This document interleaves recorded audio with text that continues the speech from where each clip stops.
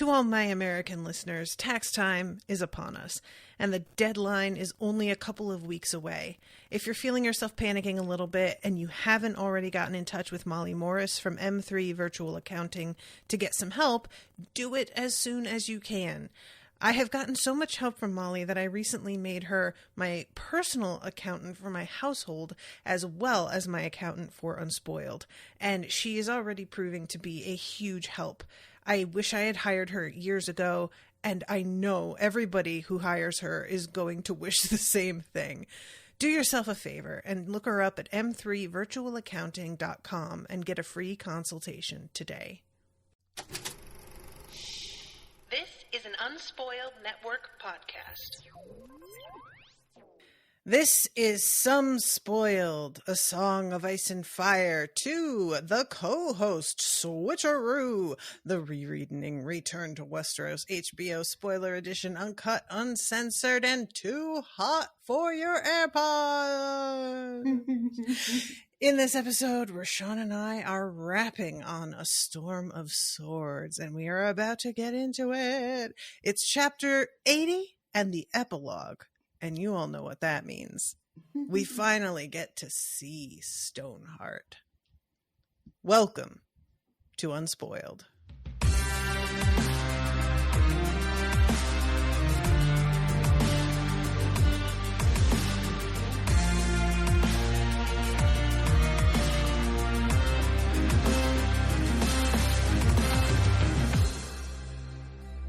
Monsters are dangerous, and just now kings are dying like flies. I am the king!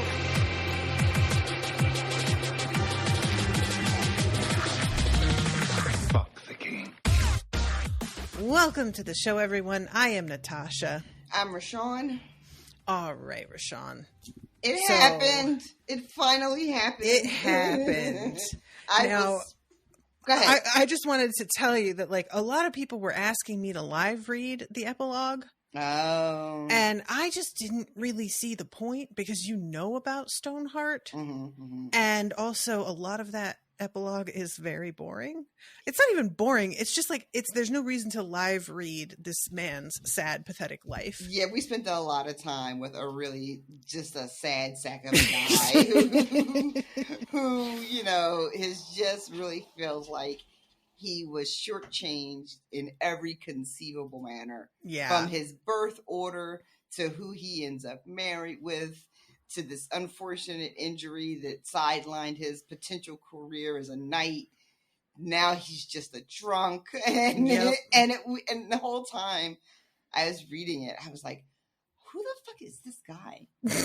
What married who? Oh, he's a Frey, okay, but like, so why do I care? Like, and Peter Pimple, that sounds like vaguely like something, but like, okay." I guess, where's this going? And then, you know, he finally gets there.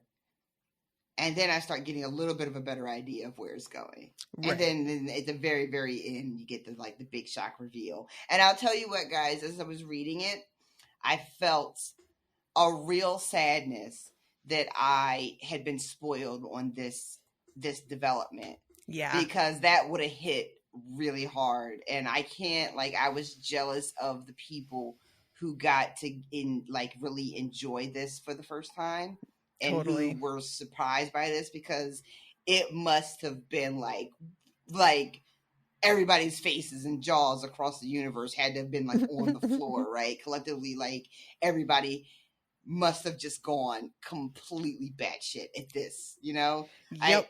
And I was super sad for myself that I didn't get to experience that. Yeah. Yeah. It's definitely a bummer that, you know, I understand you getting involved in all the discourse and everything. Like, I'm not mad at you, but it was when we were talking about things that you already knew about and you mentioned Stoneheart, I was like, oh, right. That blows. Yeah. Because the whole thing with her coming back to life when you're reading it the first time, the fact that Arya pulls her body out, you really think that's the end of it. Mhm, Like, mhm. she pulls her body out because it's her mother, and she's like trying to do something. It does not even enter your head. No, like the fact that she would be found, Mhm. and that even being found, that like, because we still don't know exactly how this happened. So I don't know if that's ever explicitly addressed, or if it is, and I just have no notion of it. So I'm still, I will say, unspoiled on the mechanics of how she ends up being brought back to life. You know, the decision that's made. Right. You know, I'm really, because like, again, they could have just found her body and like maybe just given her a decent burial, or just or any kind of burial, and been done with it. Like, why did they say, oh, you know what we should do? What we should do is reanimate this fucking corpse that's bloated and been floating in the river. Oh, and can her description? Fucking yikes. Yep. But I understand why I was able to be spoiled, because this moment felt really huge. And when the show happened and they didn't do it, so many people were so disappointed. They all came to the internet to talk about it, and that's how I got spoiled. Like, I didn't, like, I would, like, I've talked to you guys before about how I would go and look up certain things when I was watching a show, especially the first couple of seasons when I was alone, basically, in my fandom of it. I wasn't a part of any communities. I wasn't really engaging with other watchers. Right. So when I had questions, I would just Google shit. But that wasn't the way I got spoiled on that particular development. I got spoiled because when she dies and then we come back the next season and her character doesn't show up, there was a lot of people vague posting, you know, I can't wait till a certain character shows up. You know, I can't wait to especially because book readers, when the show was airing, you know, y'all were doing a lot. Oh yeah. Y'all were doing a whole lot. So there was this undercurrent of book readers being very excited for viewers to get to these big moments. And the more it became clear that this wasn't going to be included, the vagueness stopped. Yes. And then was explicitly like, I can't believe they're not doing Lady Stoneheart and da-da-da-da-da. And so, yeah. I still can't believe they didn't do it. This is so cinematic. And it just feels so up their alley in terms of like what the showmakers and what they focus on. It's just weird to me. Like, they were all about the shock moments in the show. Yeah. And you know, those big sort of like, and it just was wild that they didn't. I'm really curious. One of the things I didn't bother looking up at the time was often the show would address these types of things, why they did the thing or didn't do the thing. Even if their reasoning was suspect, they would come out with like something, you know. Sure. Yeah. CGI budget, couldn't afford it. That's why you didn't have ghosts for such a long time. Things like that, you know. I'm very curious, did they ever address why they opted not to go this way? And I feel like at some point in the show, there was a weirdness around how much, and I feel like this has been discussed too as book readers, how much of the magical element to really keep in the show, you know? And there was like, they would lean into it in some places and then back off from it in other times, you know what I mean? So it was really inconsistent. I was always surprised at because, you know, in a complete reversal of that, I kind of expected them to do the most salacious things from Fire and Blood, and they basically did. You know, when they made House of the Dragon, they chose some of the more the more goofy at times and were more sexual versions of the stories, and they decided to depict that. So in a lot of ways, I feel like I've got a fairly good sense of why they pick what they pick and what they're going to go for. And they just there are a bunch of things from these books that they just didn't do that fall into that category. And I think maybe you're right that they were trying to like serious up things, and the story is very full of magic. Like, it just is. So I think they were kind of trying to pull away from that, and I'm like, you're really missing the point of this then. Yeah. Which they have revealed. They did. Yes, indeedy. Turns out the point was in fact missed. It was so missed. But I was still glad to finally get here because again, and you guys know this, I was aware of her existence, but didn't have really any information on the hows, the whys, and the whens, you know? So I didn't know when she was going to show up. I really didn't think we were going to get that in this book. I was like resigned to like, all right, well, maybe that's what next book I'll finally find out what the deal is. So it was a nice little surprise for me in the fact that it occurs here. Yeah. And the description, I know we'll get there, but I mean, and that she can't speak. I didn't know that. I don't think I knew that. So which makes her so much scarier somehow. Like the whole fucking image, and that all she can do is point, and like the giant hood and the cloak around her neck covering like the gash and the way her skin looks because she was, you know, I mean, it's just she a whole mess. Yep. And they have her, you know, it was in the book but not in the show. She just rakes her face in her moment of grief and absolute like insanity, and it was bad enough that like she in this version of her is all like her face is all scarred up, and I think one of the descriptions is her flesh was like pudding, and I'm just like, oh no. This is again another reason why people were conspiring that they were definitely going to do it in the show, was the fact that they didn't have her rake her nails down her face. So everybody figured, because it would be really difficult to do that makeup like every time they show her on camera, and they decided to just have her be be mostly intact in the face. And we were disappointed because that was part of the effect, is just how crazy she looks. But, you know, we were trying to give them the benefit of the doubt still at that point. Right. When did people give up the ghost and just accept that this was not going to be part of the story? How long did that take? It took so long. Like, it really did. It was basically up until the final season. Because, you know, this is the sort of thing that you could kind of drop in at any point and be like, this has been happening the whole time. And there was a fucking, I don't remember if I've mentioned this to you, but there was an Instagram post that the woman who plays Cersei made, where she was like on set and she posted a photo she did where she had picked up all of these pebbles from the beach and arranged them into a heart. And took a photo and posted it and was just like, on set today. And blah, blah. Stoneheart, I see. Yeah, everybody fucking thought that was a hint. Oh, wow. And it was literally just what it looked like. Oh, wow. Yeah. You know, it's funny.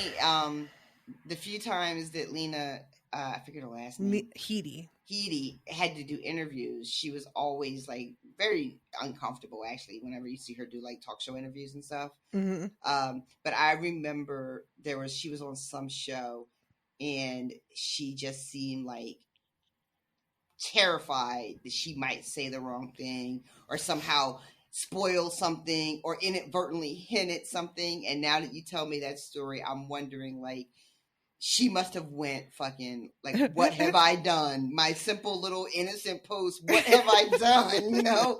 And now she was just like traumatized after that.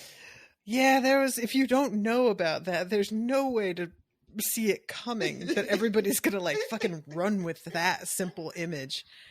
But it was a whole thing. Yeah. And a lot of the actors, I believe at the time, at least a lot of them had said they had never read the books. You know? Yeah. So yeah, you know, and also going to the beach or whatever and like making a little heart of stones is such a fucking regular ass common thing to do. It is. You know, like we all have fucking done it. Every last one of us has done it at some point, I feel like, you know? So yeah, she must have just been like, what the fuck? Oh my God. Oh my God. I should go and find that fucking post and see what the comments are like underneath it, because I bet there's so many like smug little emojis and shit. I would have thought she would have deleted it. Like I don't think so. As that shit started to blow up, like delete, fucking delete. I'm gonna put Lena Headey rock heart Instagram and see if this shows up. Oh, here it is. Oh my god, I forgot. Oh my god, she literally captioned it, "My stone heart." Oh, that is so unfortunate. Oh god. Ugh. I don't remember if she read the books or not. She had to have not read the books, right? There's no way. Somebody commented, "You're such a tease." Other people, "Still the worst betrayal," which I think is like after they realized it wasn't happening. Is this a Lady Stoneheart tease? Oh boy, yeah. This is just why. Oh, I forgot she captioned it that way. Woo. Lady Stoneheart is real. Lady Stoneheart is coming. Oh no, she's not. Lady Stoneheart tomorrow night. Oh no. Now I'm 100% sure Lady Stark is back. No, she's not. 2 years have passed since this tease. When is it happening? Oh my god. Oh, we were such sweet summer children. That is the saddest, funniest thing I've heard in a long time. Oh my god. That is just such an unfortunate sequence of events. Just, Yup. It's almost like it's too good. It almost feels like it has to be a trolling, but I don't think it was. Like in my heart, I feel like she really is just, she didn't mean it. Nope. Oh man, that is. I did not remember the depths of this, but it makes sense why everybody was so fucking convinced. Absolutely. Why wouldn't you be? It seems clear as fucking day, especially with the goddamn caption. Yeah. Like, and I love too because somebody said tomorrow night, so this would have been a post that went up the weekend. So it just really feels like it tracks. Like, oh, she posted this on a Saturday. You all know what's happening tomorrow. Oh, I'd love everybody just yelling at her after years later. I will never forgive this. Oh man. Anyway, okay. Let's back up. Let's talk about the chapter 80, the last chapter, official chapter, and this is Sansa's POV, and it is one of the more satisfying, end of book moments I have ever read. I gotta be honest. Yeah, this was reading this too. It's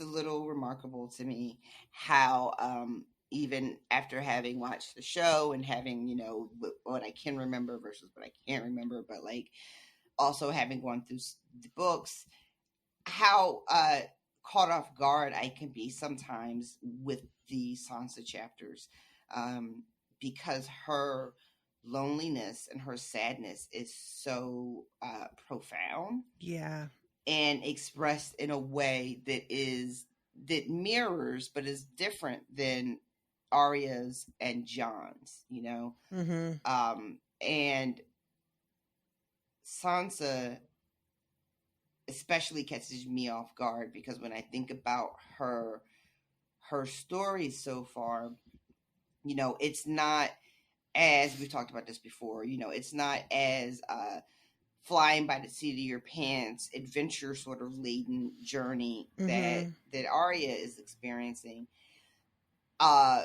But she has this similar sort of isolation that Arya has. And then, there's Jon out in the world, but Jon is also surrounded by this new surrogate family, that's very different from Arya and Sansa's experience. And then Sansa, who's been through, a horrible situation, but it's always comfortable in the sense that she is well fed, well clothed, living a life of what looks like privilege, So it's easy to almost be like, I don't feel that sorry for her. Yeah, very much. But then when you are in her POV and I don't know, I get struck just by her deep, deep sadness and how bad I feel for her. You know? And I think that something that is important to Sansa's whole storyline that gets missed a lot is that she isn't empowered to make any of these choices that she makes, really, except for the fact that she goes with Dantos. That's kind of the only thing that she has an option to not do. And otherwise, everything kind of just happens to her, and she has to go where she's told to go. Mm-hmm. And everybody else, like, you know, John goes to the wall because that is his decision. And he becomes Lord Commander because he's like choosing not to take Winterfell instead, and has a really strong purpose because of the whites and the fact that they're about to like get through the wall, you know. Him, and then Arya, she has a coin and manages to like get away and finally chooses to go to Bravos. And all of these things, you know, Arya had been under other people's thumbs for a lot of the story, but we finally have her making her choice and going off to do her own thing. And Sansa is trapped. Yeah. You know? From one cage to another, you know, and it's, you know, the fact that when she is, you know, escapes the first one and she's given the promise of being taken home, and that just turns out to be a fucking lie, you know, and so this opens with her having dreamt of, you know, being back at Winterfell, being with her family, being safe, and then waking up to the reality that none of those things are true. Yeah. And that she has once again been lied to and used and dropped into the care of another sort of unhinged, cruel woman who has power. You know, she is traded in a Cersei for a Lysa, you know, and then she's always had too, Sansa has always had the specter of physical sexual assault has loomed around Sansa, I feel like, almost the entirety of her story. There's always like some gross dude in the corner eyeing her up sexually, you know, making her feel unsafe, you know, whether they act on it or not. Even when you think about the Hound, you know, and you know, and so once again, here she is dropped in this place with, you know, another, you know, cruel woman, and this time it's this fucking singer, you know, who had attacked her when she first arrived, I guess the night of the wedding, and he's still lurking around, eyeing her up, you know, in a way that I think can only be described as menacing. And even though, and she's also been stripped of, I mean, she didn't really have any power, but she had a name that at least meant something. That's true. Right? I didn't really think about that extra aspect of it. You know, and now she doesn't even have that. And she's got this guy who really, like, when she wants to yell at him who she is, you know, she's got this man who, like, not that I endorse a classist society, but she's got this man who is well beneath her station. Yeah. You know, talking to her like she's a nobody. And if she were Sansa of Winterfell, he would not be behaving this way, I think.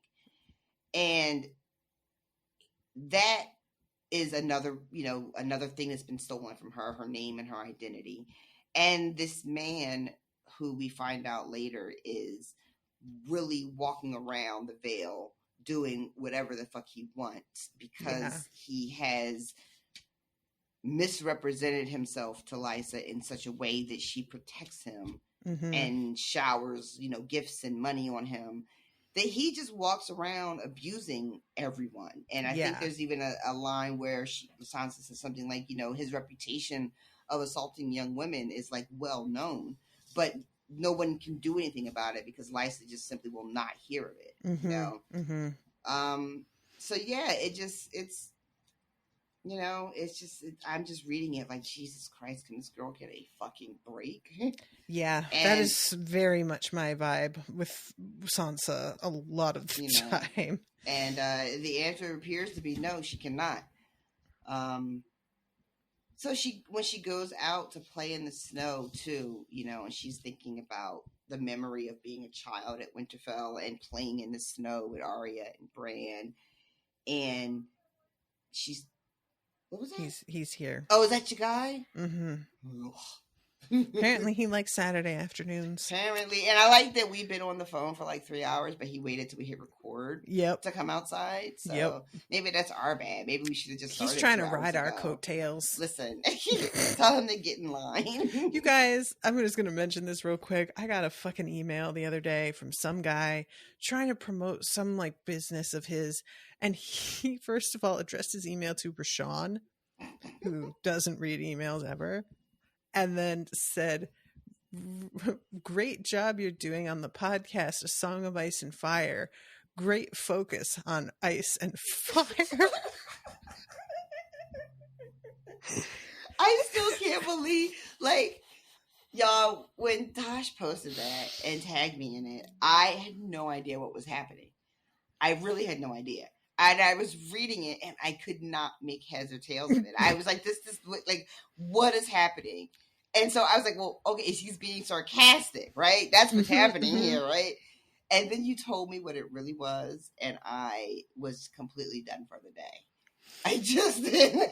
I couldn't, like, I read it a couple times because I kept thinking, like, I don't know what I thought. I just was like, this is obviously not what I thought for the first second. I got it wrong. And I never stopped laughing, y'all. I screenshot it and I had to crop some information out of it, but I almost didn't because I was just like, this man deserves whatever comes. He wanted to be like a guest on the show. And every time a person reaches out to be a guest, I always side-eye the fuck out of it because I don't really ever do guests, and you would know that if you listen to anything. Mm-hmm. So you're just reaching out blindly, which I'm sure is like a valid marketing tactic that works sometimes. Mm-hmm. But personally, I find it deeply embarrassing. And I would never. So yeah, I just had to mention that. So we start off this chapter with Sansa waking up, and she had dreamed that she was back at Winterfell and that Arya was in the bed beside her, and she realizes that it's the maid that she like felt next to her, and just is overwhelmed with this deep homesickness and loneliness. And she decides to get up and go outside by herself. And we get a little bit of like a look at what it's been like here, and that the building itself, the Eyrie, it's like small and cold. There's nowhere to go because it's not really on land. It's up on a cliff. So you just can't really, like, unless you get let down by that huge crane thing, you're not going out and having a good time doing things. Yeah.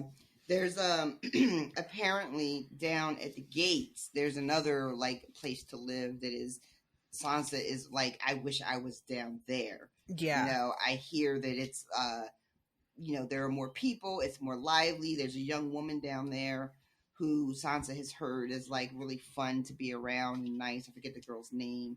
But there's like even a bastard child down there who this woman treats really well.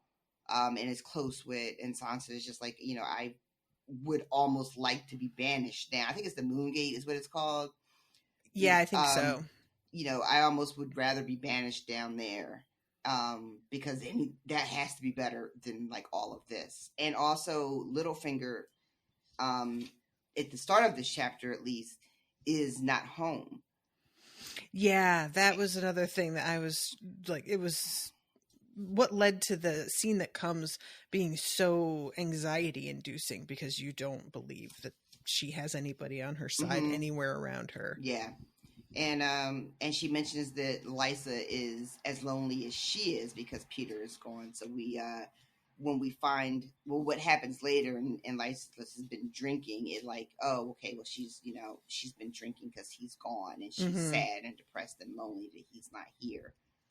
And so she goes outside, and one of the things I love, we get like a description of her getting dressed, and usually I'm not into that.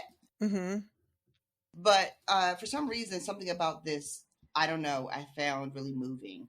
I can't really express it, but it's just her getting dressed in the dark, and maybe it's just she's dressing herself. She doesn't wake up her bed maiden or whatever you call it. Yeah. She just dresses and sort of sneaks out on her own. And this just overwhelming feeling of her like not belonging here. And it's all snowy outside, and it makes her think of Winterfell even more.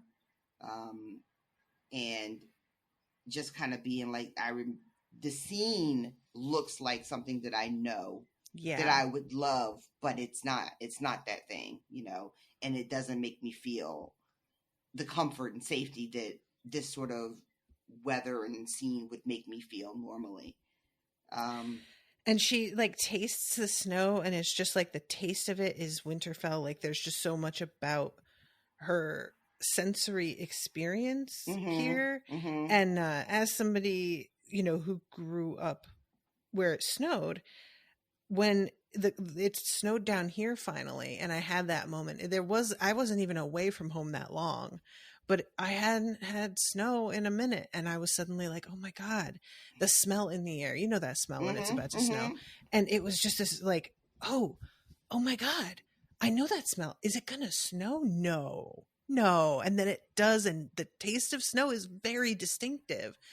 So yeah, the whole thing here with the connection between this and Winterfell, but the complete contrast in the experiences in each place. It's very heartbreaking. There's a bit where she thinks to herself she says something like, this is, it was the old days that she prayed for.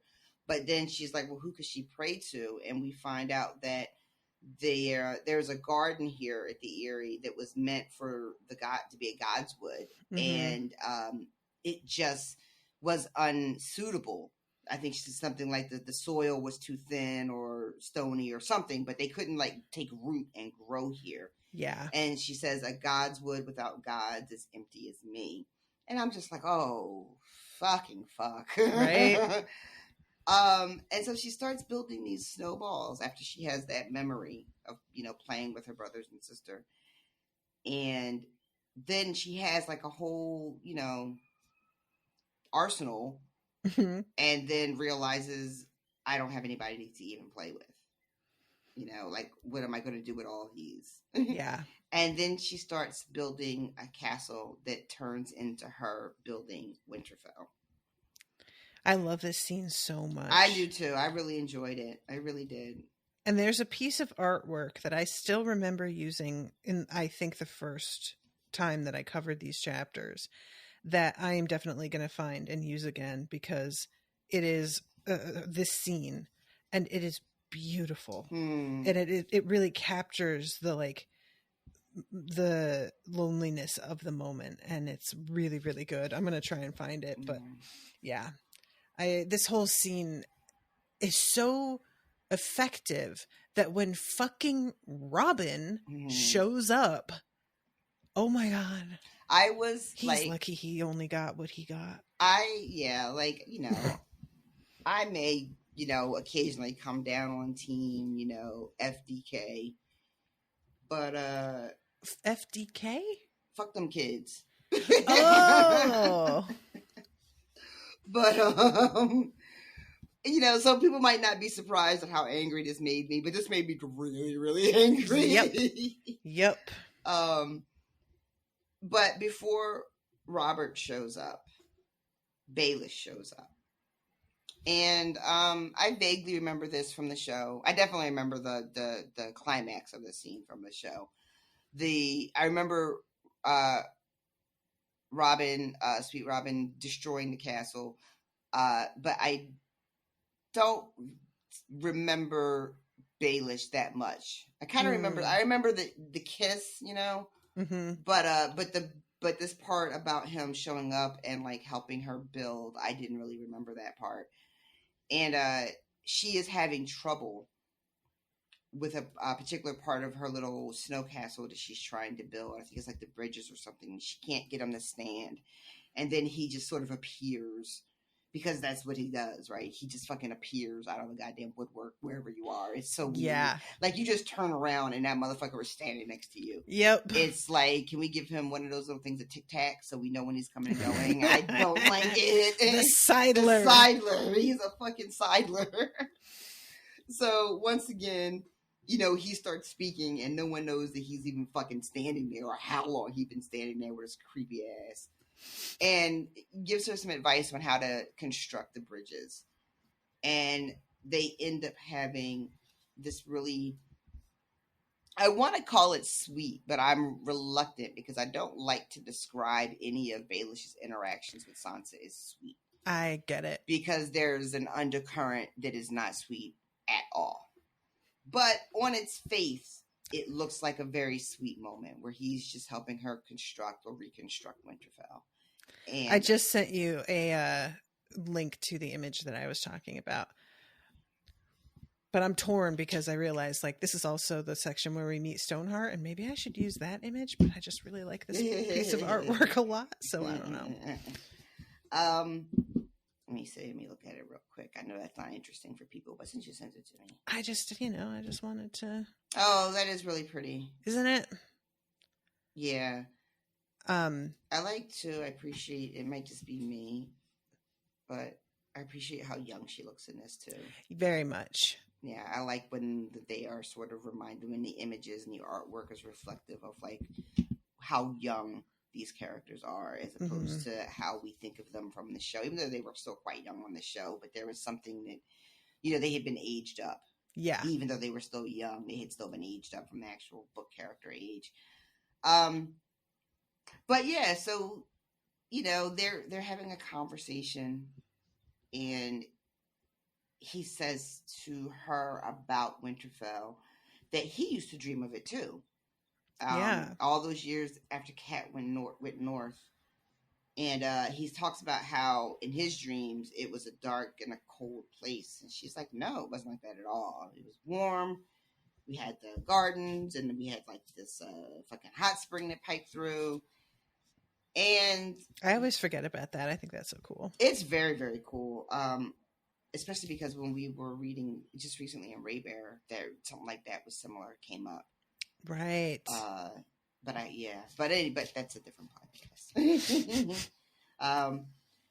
And then, you know, they're having this moment, and it's very chill, and it's, you know, like, again, on the surface, very sweet. And then he kisses her. He has to ruin it. He has to ruin her. And I should mention that before the kiss, there is a moment where she kind of like throws some snow in his face, and it's like very playful. But she calls him out on the fact that he lies to her about bringing her home. Yeah. And he admits that it was not true, and says that, you know, I lied to you about that, and I also lied to you about another thing. And the other thing is basically that he wants to fuck her. And we had seen earlier in this chapter, when she first is out playing, that Lysa is looking down on her. Mm-hmm. So we know as a reader that they are not anywhere that is like secret or hidden, you know? Yeah. This is basically just in front of God and everybody. Mm-hmm. And Sansa is just, again, what the fuck, dude? What the fuck? Yeah. And he says, kissing a snow maid. Like, sir, what? Yep. He's still trying to be cute in the middle of all of this. Meanwhile, she is at the mercy of the fucking people, and he just is like, but. Yep.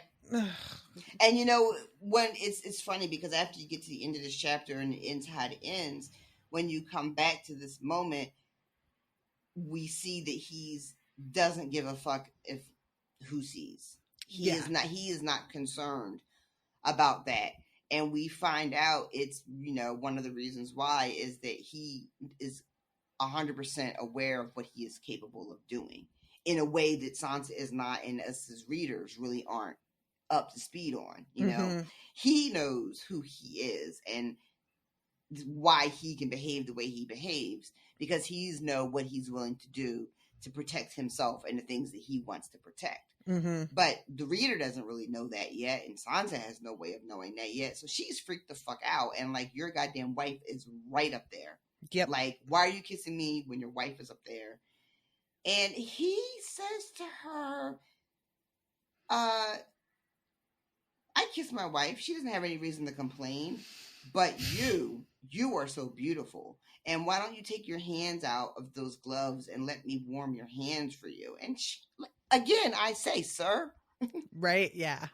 What are you doing right now? Like, everybody in this castle, by the way, is under the impression this is your daughter. Exactly. And there was a moment earlier, like, where we find out that because she goes out hella early, but she's out there so long, eventually dawn breaks. And so people are waking up. There were some servants that came out and watched her build for a little while, but then got bored and went back inside, you know? So again, we know that this is just really in front of anybody who happens to be lurking around. Yeah.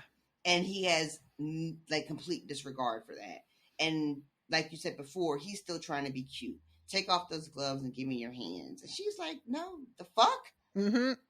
And when she says, you shouldn't have kissed me. I might have been your own daughter. He says, might have been, but you're not. You're Ed Stark's daughter. Almost like, yeah, you could have been my daughter if Kat had been with me, but she didn't and she wasn't. So, and I just don't know. Like, her being here and not his daughter is offensive somehow. Yeah, like, whose fault is that you're not my daughter? And so this is when Lord Robert makes his appearance, and we all just groaned collectively. Fucking hate him so much. I really do, and I don't know if like it's appropriate to hate an 8-year-old sickly child, but here we are. Here we are, and you know what? It's not my fault. Shouldn't have written him this way if you didn't want me to hate him. It's not even his fault, but I'm still gonna blame him. So he shows up and just ends up demolishing everything that she spent the last 4 hours or whatever building with his little doll. And she yells at him to stop.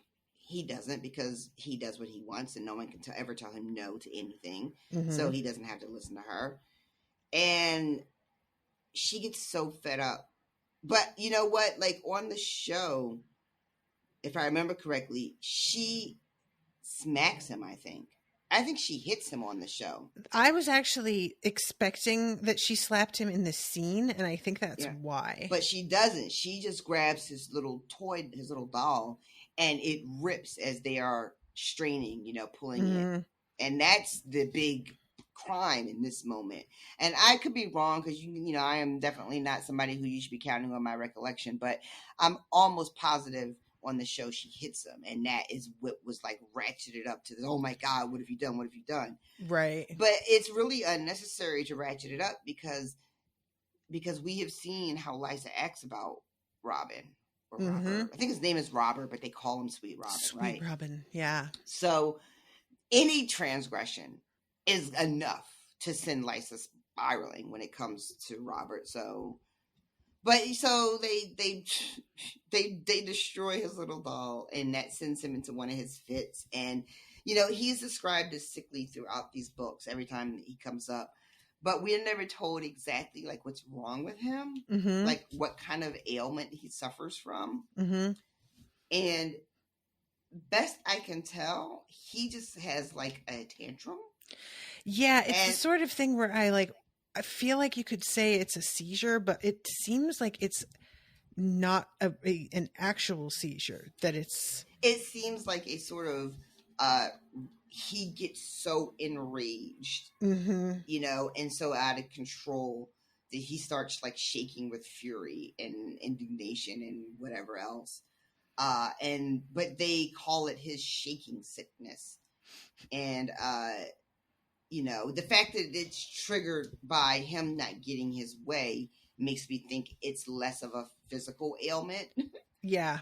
But, Yeah, it's like, it's so hard to say because extreme emotion can trigger some actual physical ailments. True. So true. just because it's not like a legit gripe doesn't mean that it's not actually physically happening.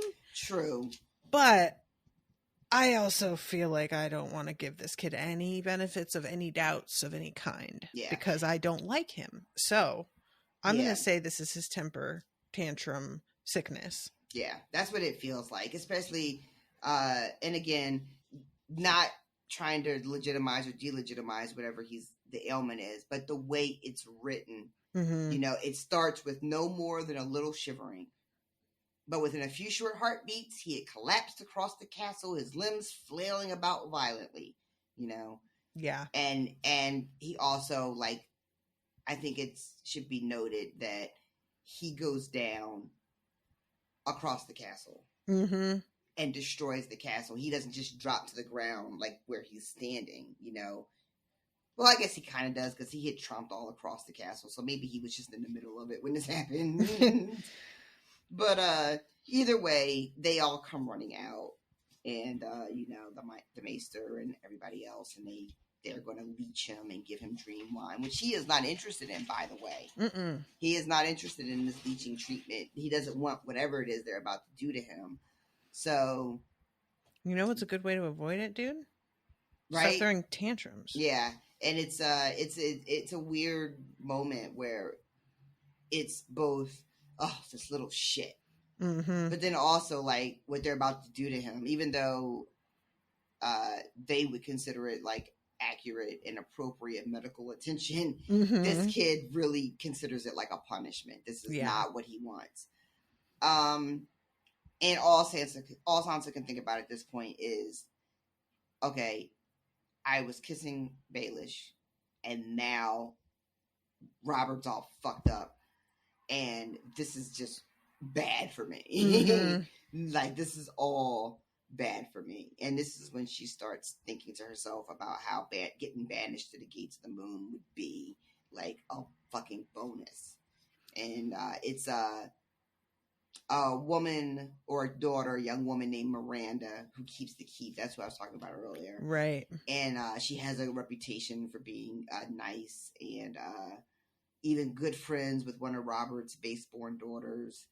And Sansa's just like, that's it. Yeah, can't I have that? Yeah, you know what I'm going to do? I'm going to tell my aunt that I don't want this fucking marriage to her fucking pain-in-the-ass 8-year-old kid. I don't want any of that. And that no matter what anybody has to say about me, you know what? I'm not a fucking beggar. I'm fucking Sansa Stark, the heir to Winterfell, and fuck all this shit. Amen, girl. And she really feels like, yeah, that's what I'm going to do. Fuck it. That's what I'm going to do. I'm going to get away from fucking everybody's eyes, from Robert's pouts and shakes and runny eyes, from the singer's lingering looks, away from Peter's kisses. That's it. I'm fucking done. But then it takes a long time for her to actually face her aunt. Yeah. She's waiting for the hammer to drop and nothing is happening. And she's it's really getting to her. Yeah. Yeah. No, and then it is the singer who comes to escort her to Lysa, which is hugely inappropriate. Why is this his job? Exactly. Yeah. And so the dread of it being him and her and Sansa needing to follow him and go with him somewhere when this is the last person she wants to be following anywhere. You know what I mean? I don't want to be walking with you. Where are you taking me? I don't trust you. But she doesn't have a choice. Every other day in her life, right? She doesn't have a fucking choice. We've got a lot of ambient sound effects happening in this episode. Apologies, everybody. The puppies are telling that guy next door to calm the fuck down. That's his dog, actually. Is it really? Yeah. Twist. His own dog is just like, man, I am sick of this guy's shit. Over it. Oh my God. The dog is like, do y'all see this motherfucker? I was supposed to be having a nap right around this time of day. Do you see what I have to put up with? This is unreasonable. My whole routine's all screwed up. I hate Saturdays. So she even tries to tell the singer that I don't need your escort. I know the way. And he just won't go. He's like, nope. She told me I have to bring you. I'm not going anywhere. And once again, we have this gross moment. He's telling her about how he's writing a song about a young girl who's base born, but she's so beautiful. She has a frozen heart, but she bewitched every man who laid eyes upon her because it's her fault. You can't fucking control yourself. So she bewitched you. That's what happened here. And this is the moment where she is screaming in herself, I am a fucking Stark of Winterfell, you know, but she can't say it. And eventually they get up there to where Lysa is waiting. And it is in the, I don't know if the High Hall is what they call it. Yeah. Yeah, that's where the moon door is. It's the official... I want to call it like the capital of the building. See, I wanted to call it the throne room, but like throne isn't really, I guess, acceptable because it's not. Headquarters? Doesn't really work either. I think he nailed it with High Hall. Okay. All right. And he puts her in there and then tells everybody who's guarding the doors that nobody can enter and locks the doors to all the guards. So it's just the three of them in there. It's her crazy fucking aunt, and this fucking rapist. Yeah. And then we get like some of the most disturbing shit that we've seen, I think, in a minute. Lysa is completely out of her mind. Unhinged. Absolutely unhinged. Yeah. And drunk, we find out. But, and yeah, she just fucking starts going. And she starts off with like, I saw what you did. And Sansa thinks it's about Robin. Yeah.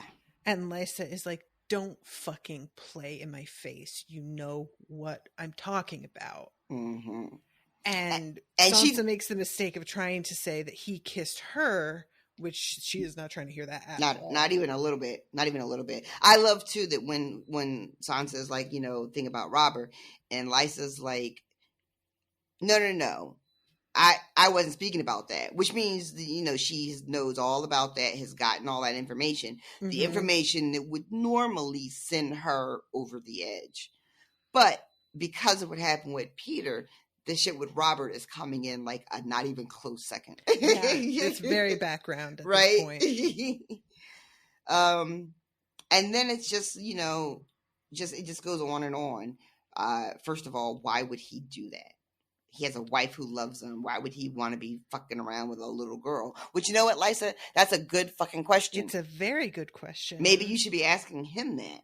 This is the thing with anybody who like suffers this kind of abuse or attempt, and they are not believed. And the things that she is saying here are like some of the textbook things.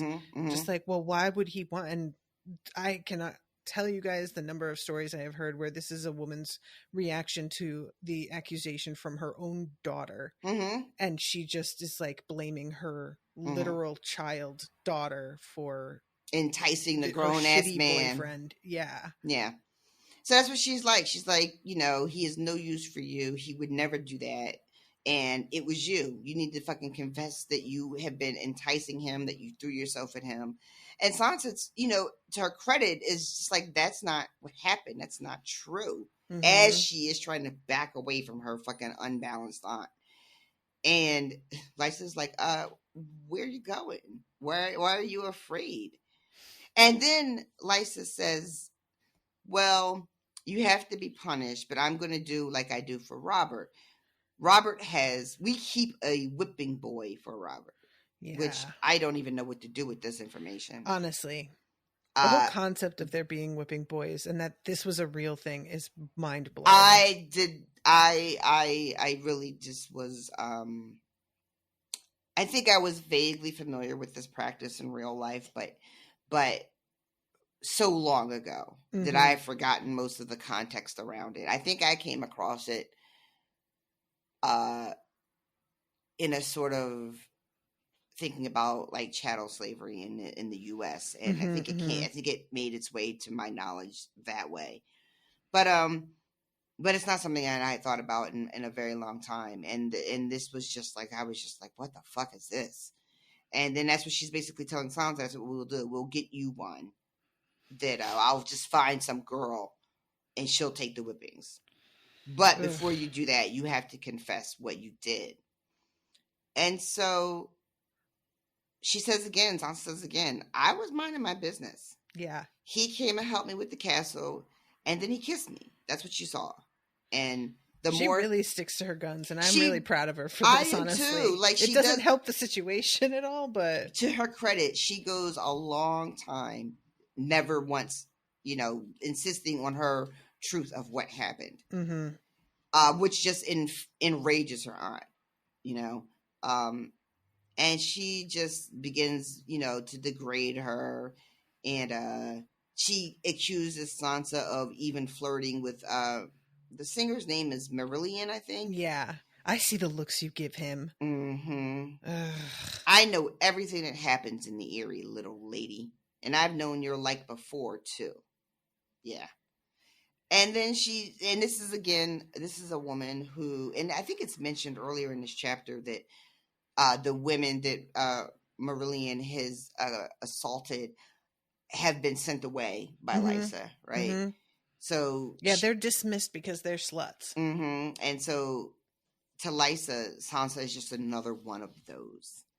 But then it takes a turn, because she starts talking about Cat a lot, way more than anything that she's talking about what happened today with Sansa and Baelish.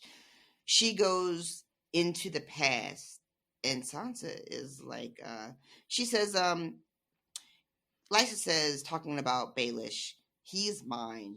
They all tried to take him from me. My father, my husband, your mother most of all. She liked to kiss my Peter too. Yeah, she did, And Sansa is just like, wait, what? My mom? And then she just unleashes all of this vitriol towards Catelyn. She always tried to play innocent, but all those years at River Run, she played with Peter like he was a toy. She teased him and caused his nights to be a torment. And which we all know what that means, right? Like you're just sending him up to his room with blue balls is what you're doing every night. 100%. And Sansa is trying to defend her mother. And it's really an unfair position to put her in, because Lysa immediately is like, how would you even fucking know? You weren't there. You don't know what it was like growing up. And, Sansa doesn't. She doesn't have any idea. She just has the idea of her mother, who she knew her mother to be. And this new information doesn't seem to jibe with what Sansa knows of her mother. Now, while that is fair for Sansa to not have any idea about any of this stuff and to defend the mother that she knew, it does not, in fact, actually tell us anything about Cat as a child, right? Sure, yeah. We have heard over the course of these books so far Peter's version of events. Now we're getting Lysa's. The little that Cat talks about from her POVs have always downplayed her participation in the infatuation of Peter Baelish, Right. But you can't always trust somebody's own POV. It's very possible that Catelyn is downplaying how she behaved because she feels there may be some guilt, some discomfort around it. We don't know. So I just say that to say it's very easy to be in this moment and be like, Lysa is crazy and making all of this up. And she might be. But I want to put it out there that we don't really know. Yeah. So there is some there's a moment, because I'm going to read just a part of this. Lord Bracken's singer played for us, and Catelyn danced 6 dances with Peter that night. I counted 6. And the fact that she it's been how many years, and she remembers still the number of dances they had together. Like, she was watching every step, everything. Obviously. She was clearly obsessed from very early on. Yeah. And she is, her heart is, she has her devotion to Peter and her sort of empathy for what she sees as his struggle. Mm-hmm. It is really disturbing, especially because it doesn't seem to be mutual. No, not at all. You know, so she is just obsessed and kind of stalking him as a young woman, as a young girl. And this night where they had the 6 dances, when Kat laughs at him, according to Lysa, when he tries to kiss her, and I think that's probably true too. He laughed at her, that she laughed at him. I mean, that she laughed at him, mm-hmm. but probably in that thing that women do sometimes, where they try to make a joke of an inappropriate or awkward moment with men. You know, I don't necessarily believe she laughed at him out of malice in the way that Lysa is reporting it. You know, but either way, Peter is so humiliated that he just drinks himself till he passes out. And that night I stole up to his bed to give him comfort. I bled, but it was the sweetest hurt. He told me he loved me then, but he called me Cat just before he fell back to sleep. Even so, I stayed with him until the sky began to lighten. Your mother did not deserve him.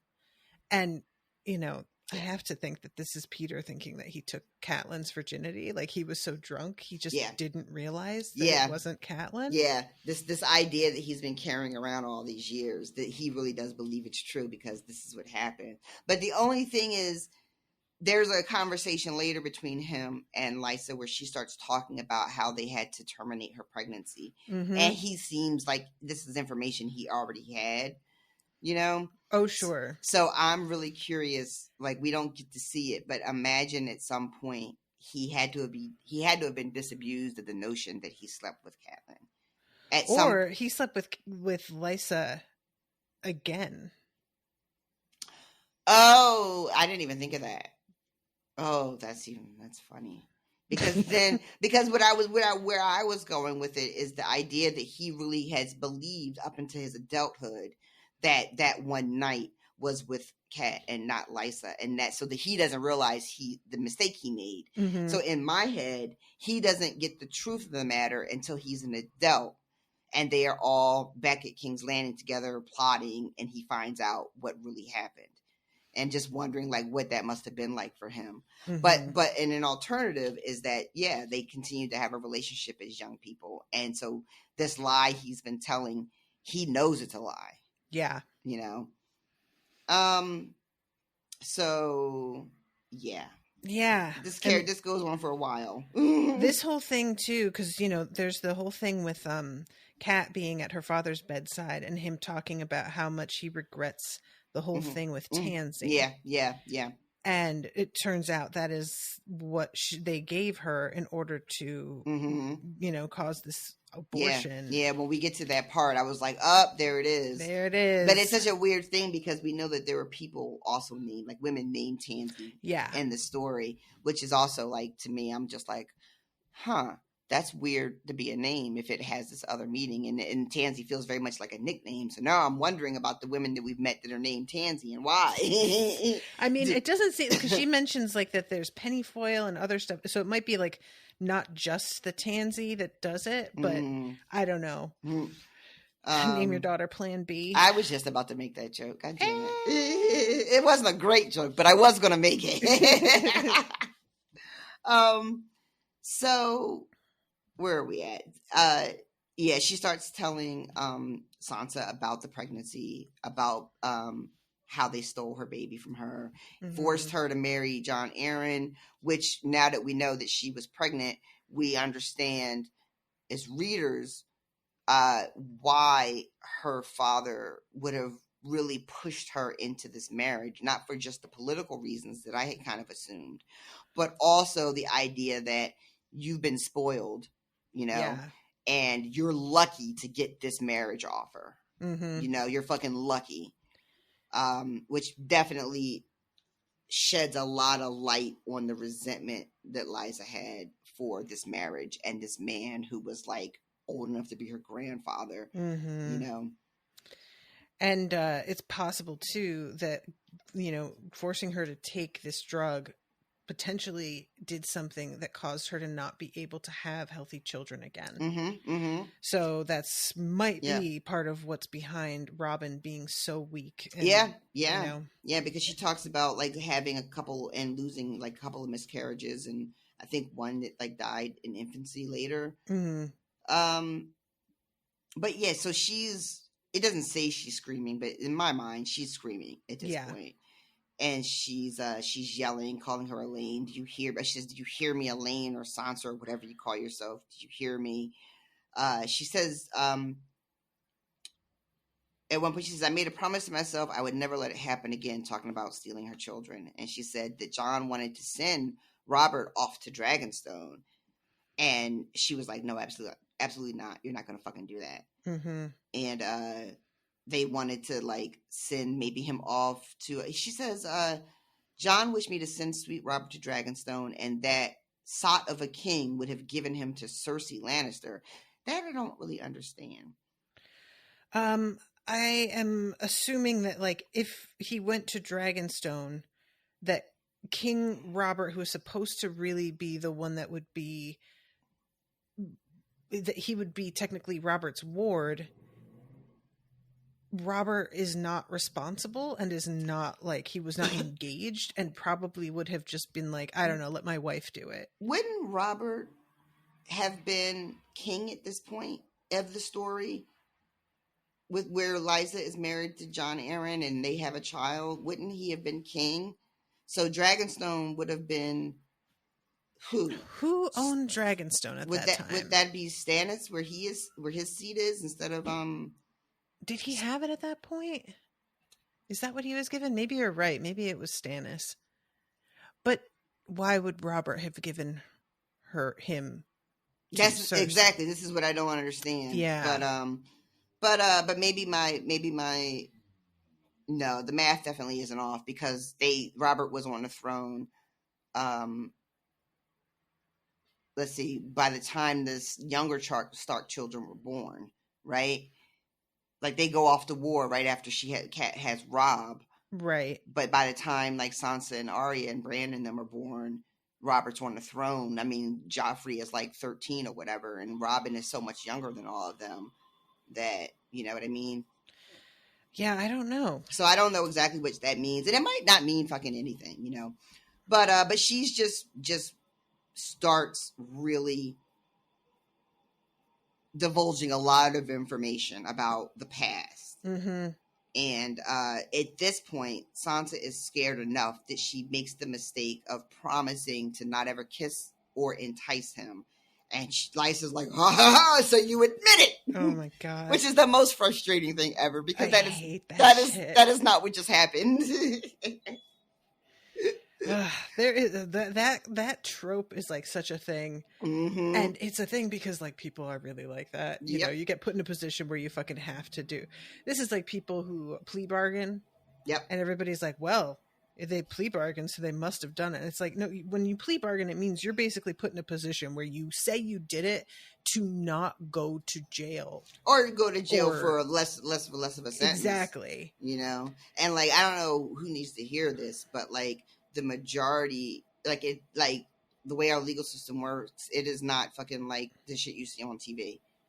The majority of people who get arrested for crimes, especially when you start talking about, you know, black folks and brown folks to get arrested for various crimes, they plead out. They don't even get to go to trial. Their public defenders don't even say, let's go to trial. You know, they got 40 cases and they're making $12 an hour or whatever the fuck they're underpaid. Yeah. You know, and people are admitting to crimes they didn't actually commit.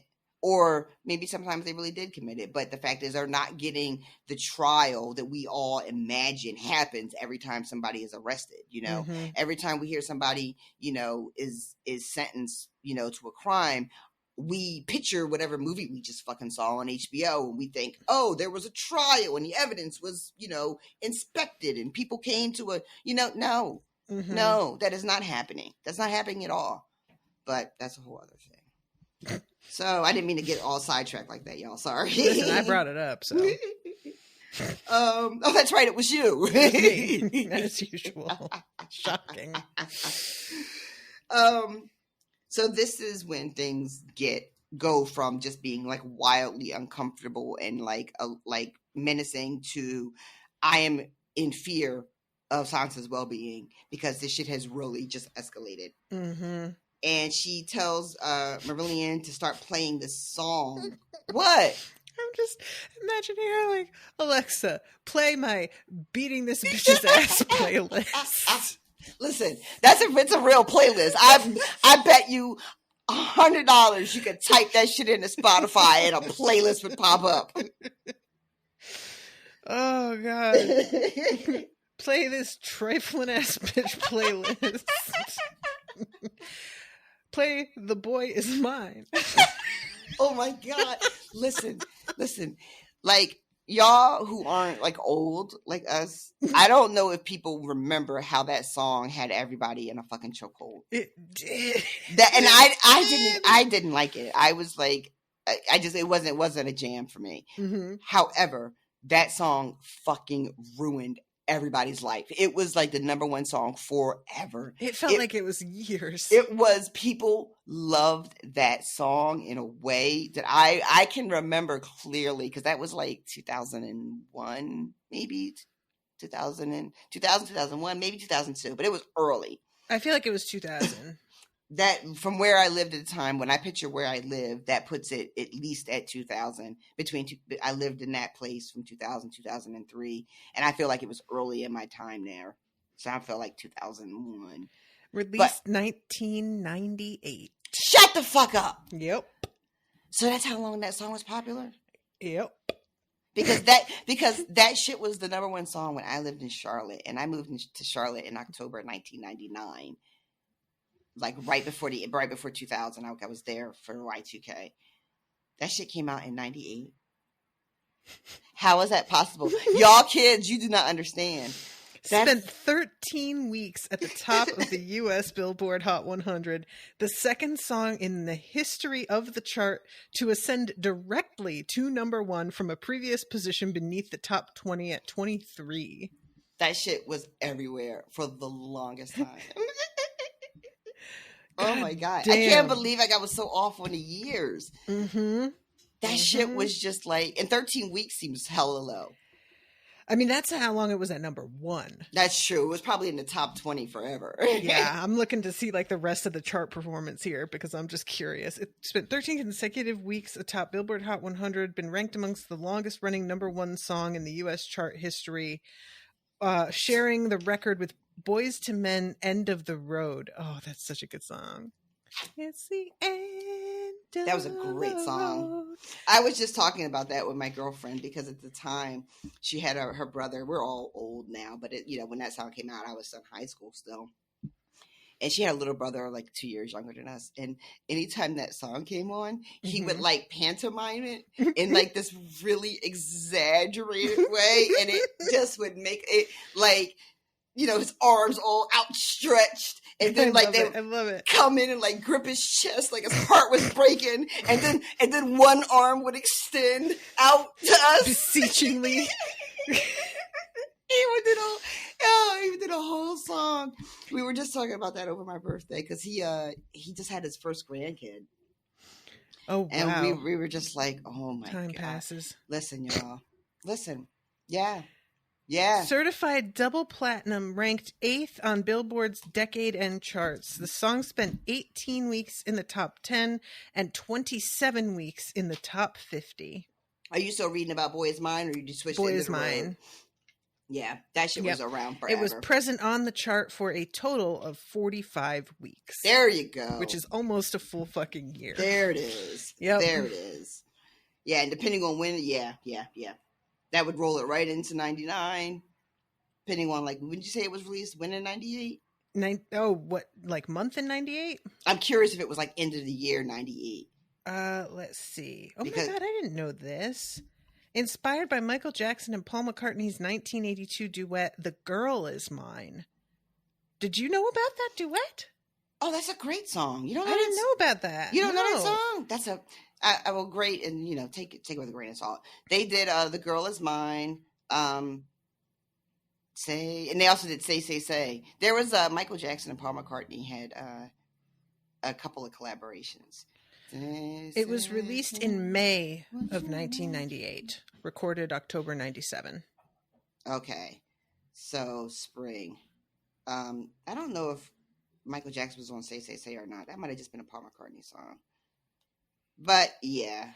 Anyway, Marillion is playing Yeah. "The Boy Is Mine." So then, like, again, this thing turns into a real situation where Sansa's life is at risk.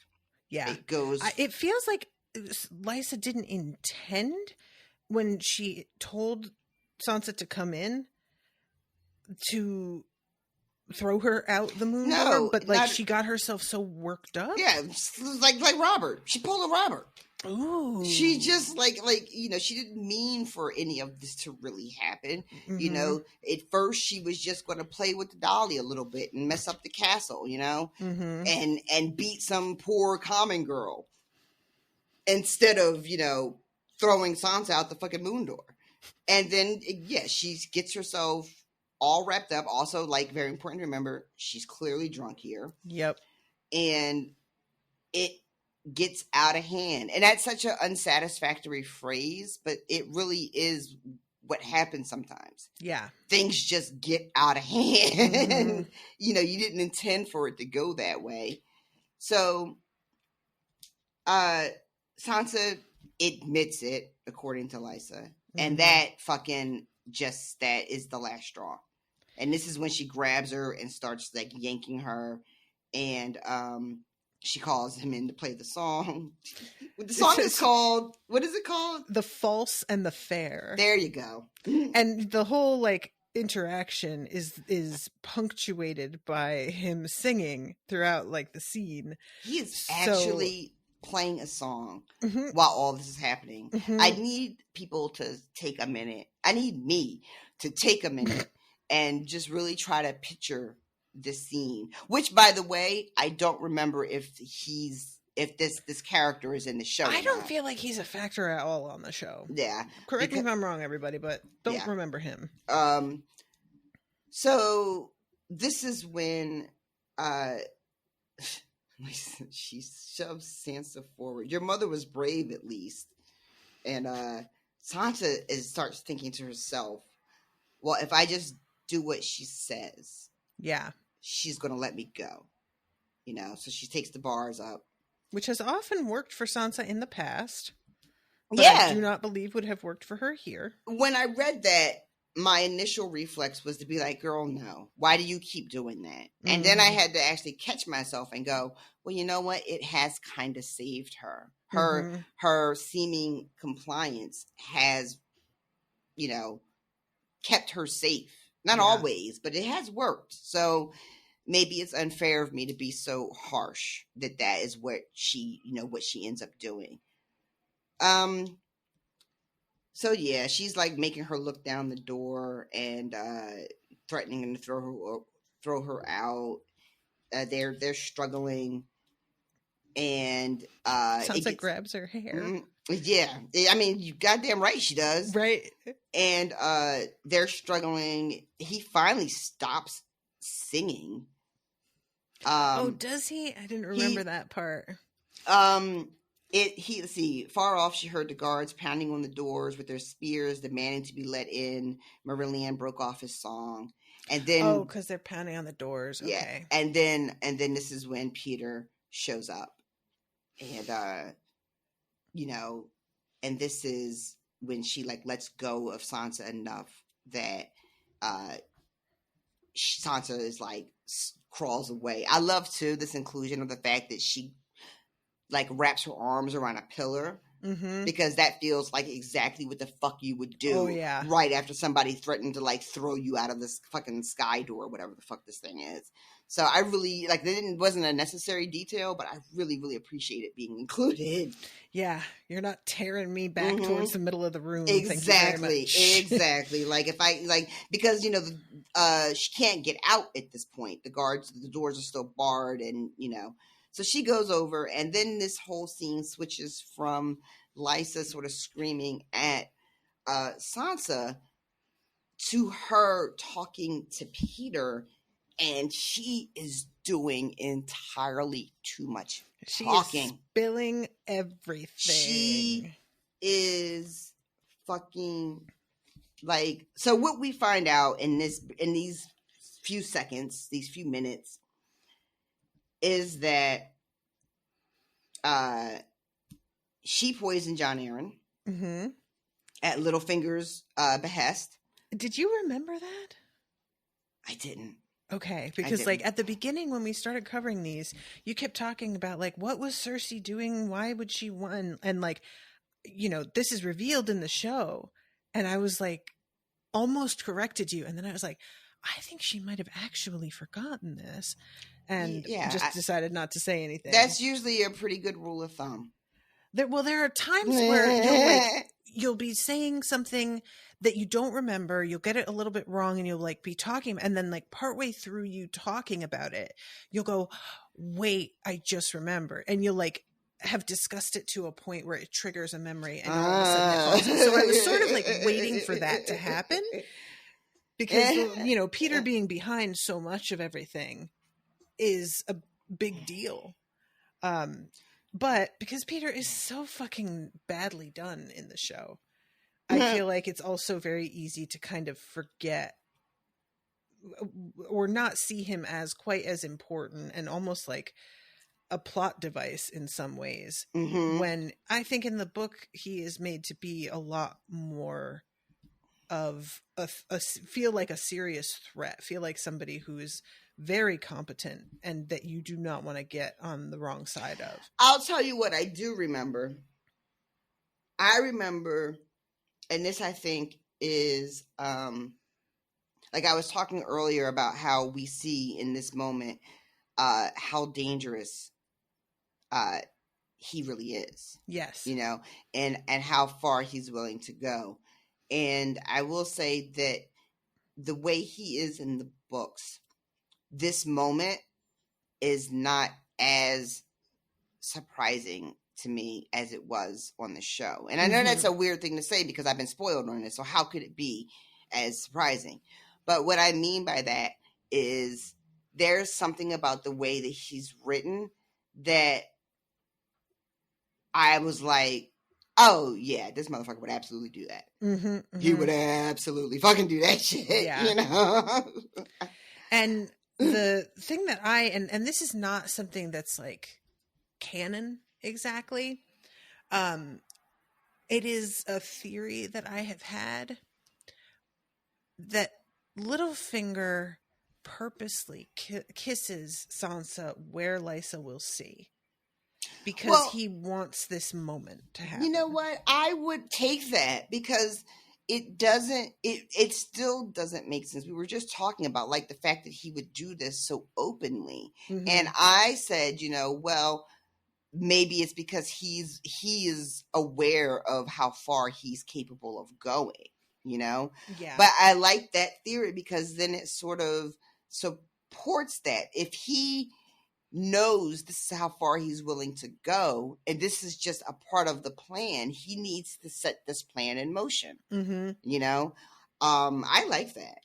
And like it would take a lot of predicting how she behaves into account. Like this is my theory that I freely admit there's some holes in.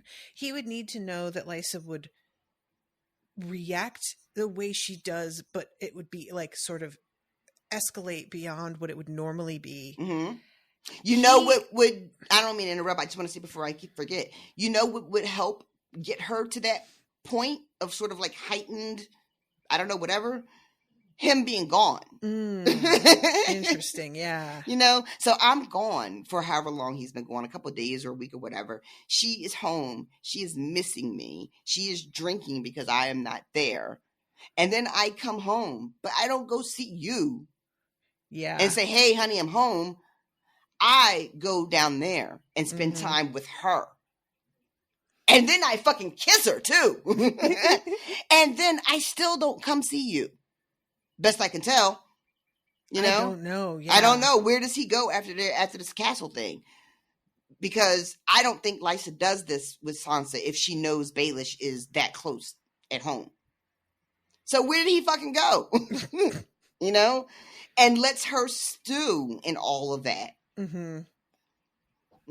There's also the fact that he is blaming her death on Marillion. The chapter ends with him like, the singer has killed my lady wife. And he would need to predict that Marillion would be there. Somebody would be there for him to blame. That brings up a really good question, since neither of us can remember whether this character was on the show. How did he explain Lysa's death in the show? Do you remember? I can't remember. Obviously, I can't remember. But so I don't know how he... Did he tell everybody she jumped? I don't like I'm looking at the notes from Austen and he doesn't mention. So I'm kind of wondering if he tries to act like it was a mistake, like she was threatening Sansa and she slipped and went down, but you know, maybe there was like a guard in the room that he just randomly blamed.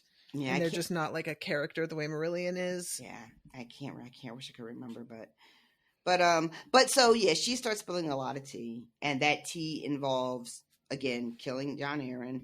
That she lies and tells Catelyn that it was the Lannisters who did it.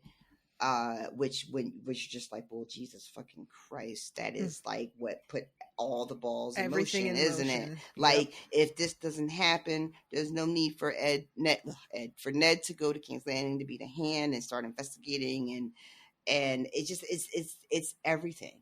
It's everything. And I think it's earlier in this chapter.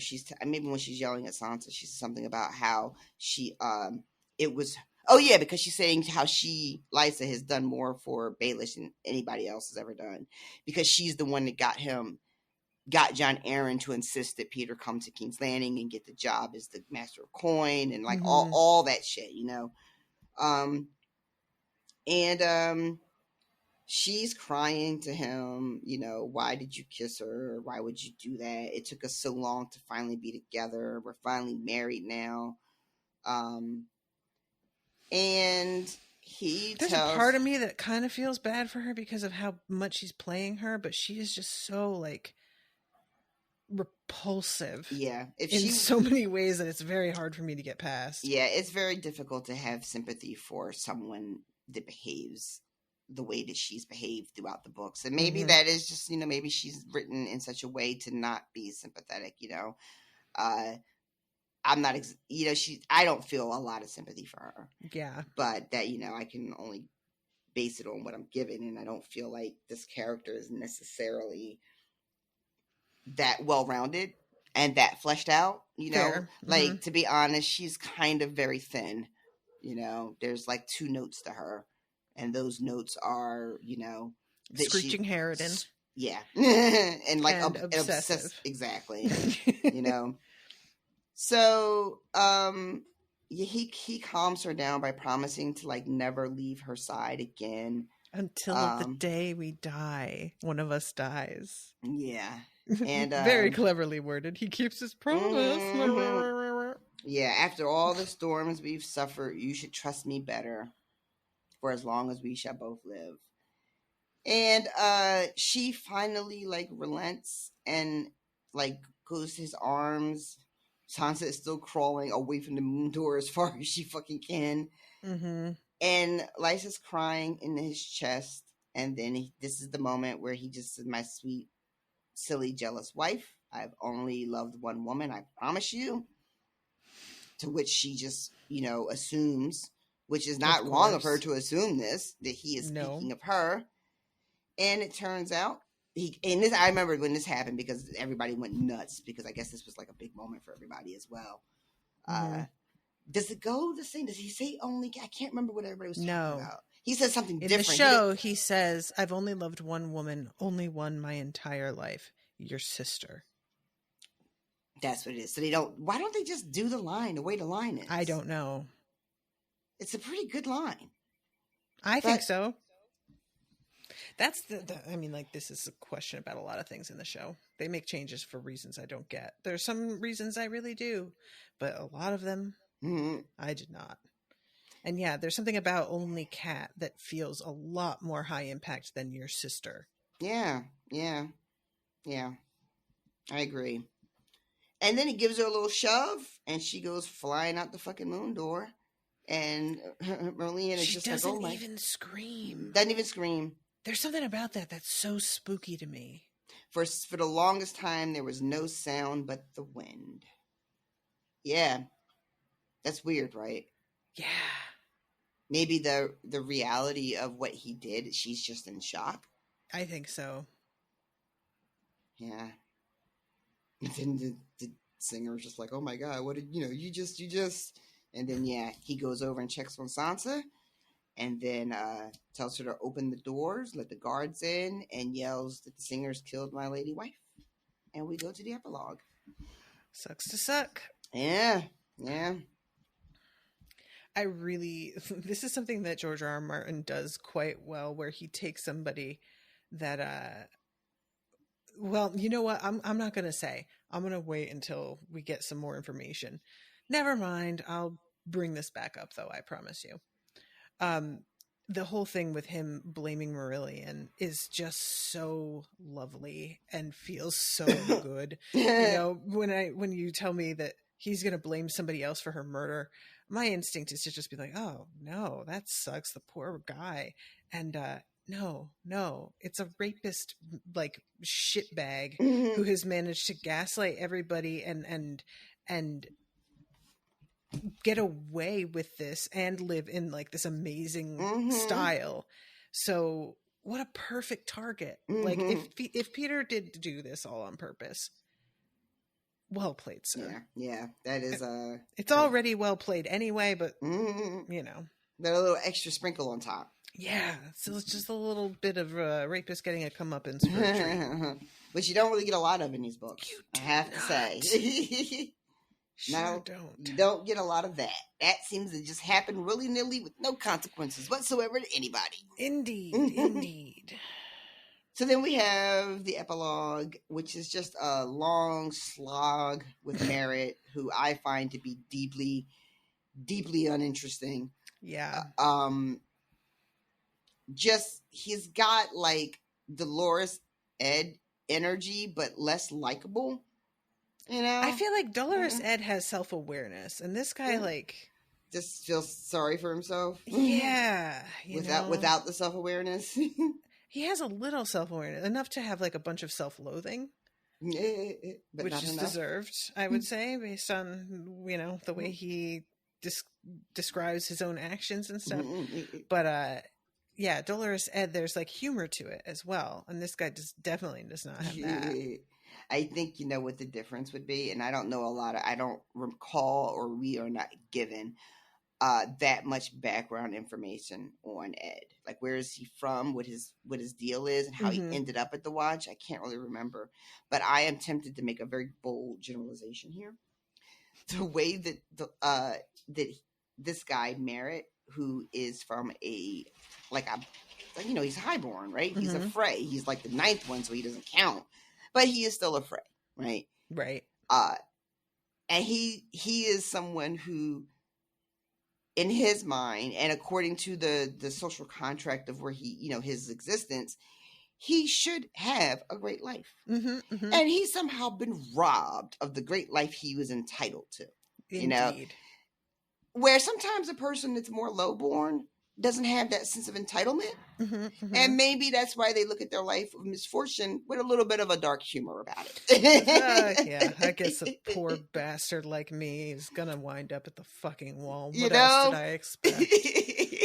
So, you know. He's got more worms than I do. So that's my theory, or maybe why when we were dealing with Dolores. How do you say Dolores? Dolores, yeah. Dolores Ed is a little bit easier to deal with and not as insufferable because of the sort of like humor and kind of like, well, I always knew my life was going to be shit, and here we are. Where this guy really just feels like he's been robbed. He's been robbed of everything he should have had, you know? Yeah. And it's deeply, deeply unfair. And he just has the worst luck of anyone that has ever existed, which up until the very end of this epilogue, I feel like you have been actually cruising through life, sir. There is the one detail that I thought was funny about getting married to a woman who's from a family that's like well regarded by the crown.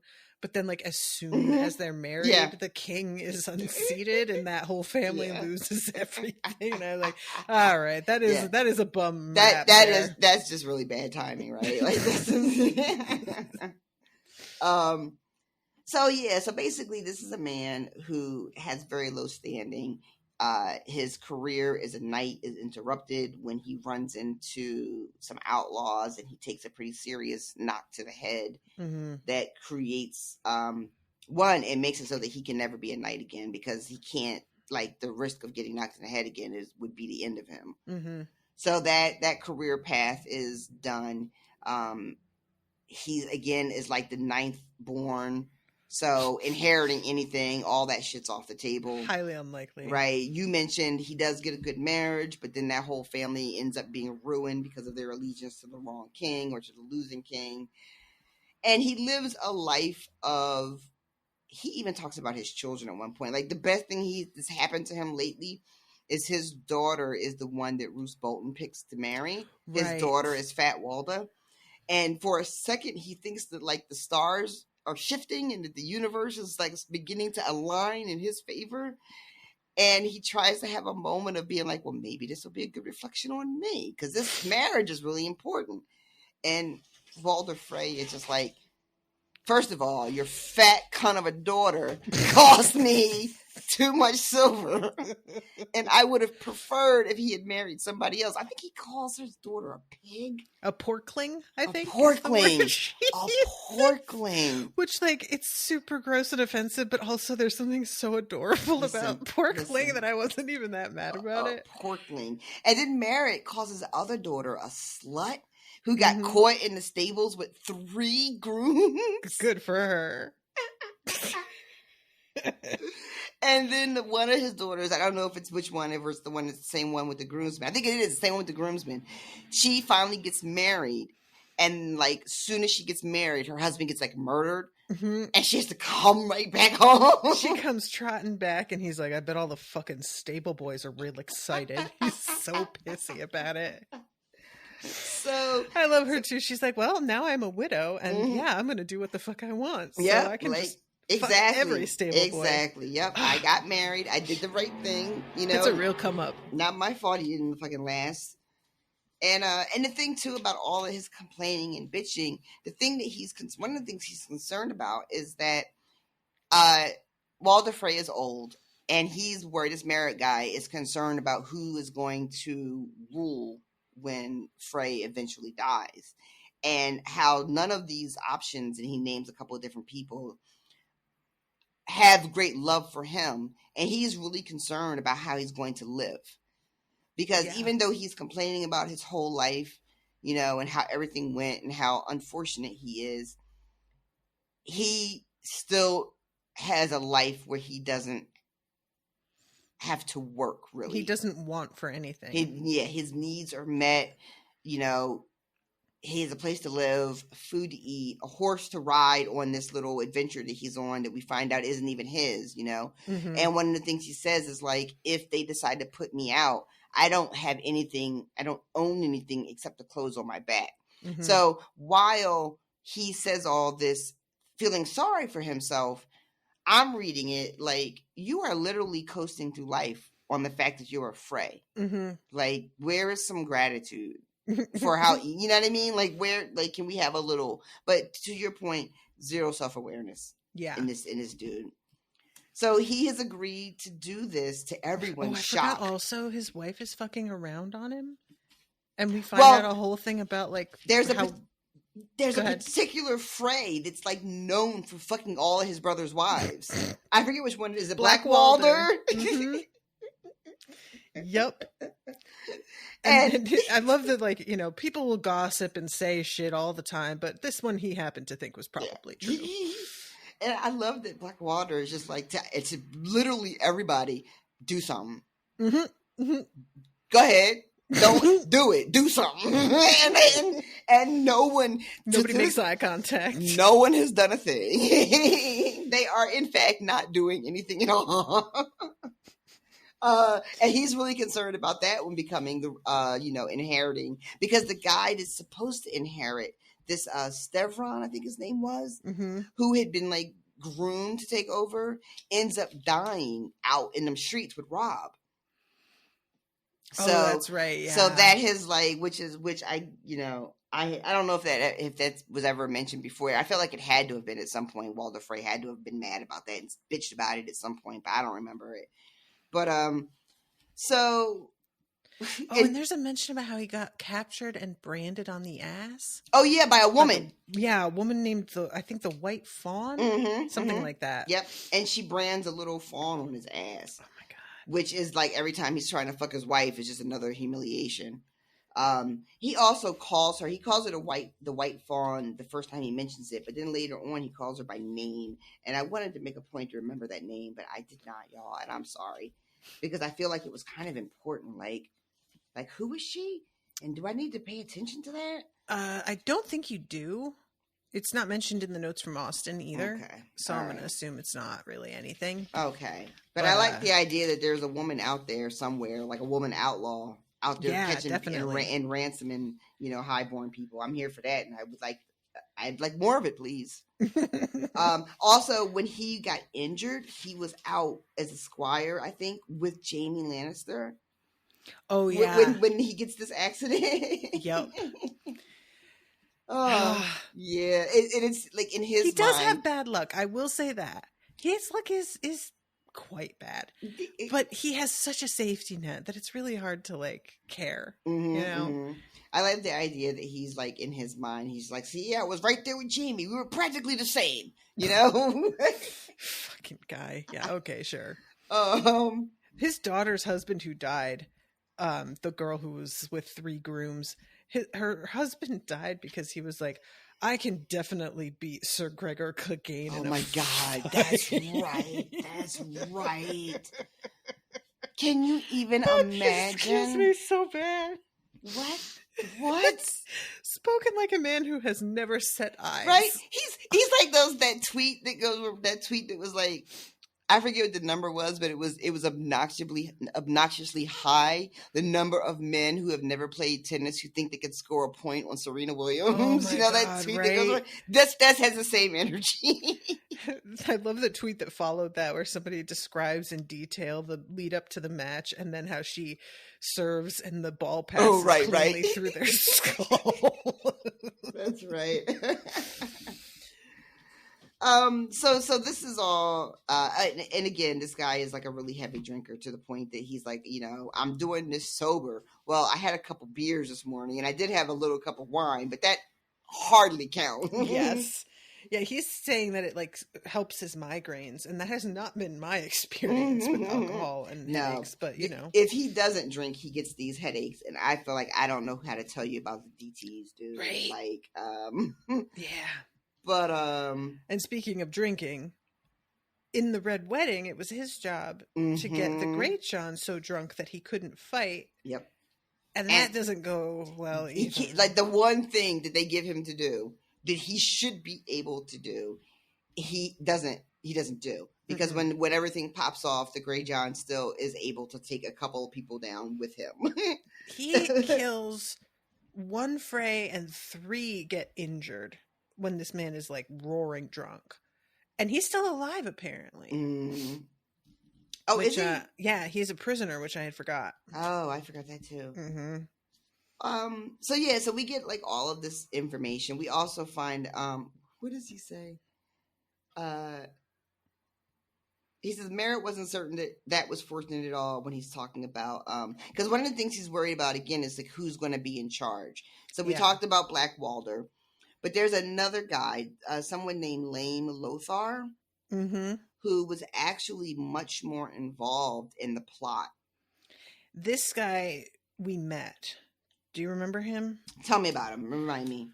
Lame Lothar was the one who comes to Kat and Rob and like convinces them that they need to set up a second marriage and everything. Yep. Okay, gotcha. And he is very like charming, but she like gets a weird vibe off him. Yep. And he turns out to be actually quite a mastermind with that whole plan. Yeah. And so Merritt is really concerned about that guy also being in charge. Just, because he understands how dangerous he is. There's a really sad bit too where he's talking about one of the things about growing up with the twins is how you learn not to trust anybody but your full blood siblings.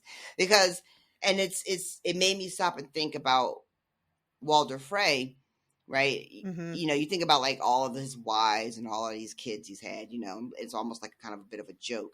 But if you think about what it must be like for them, you have all of these half siblings, like dozens and dozens of these children all vying for a piece of this inheritance, who's going to be the favorite, who's going to get this, who's going to get that.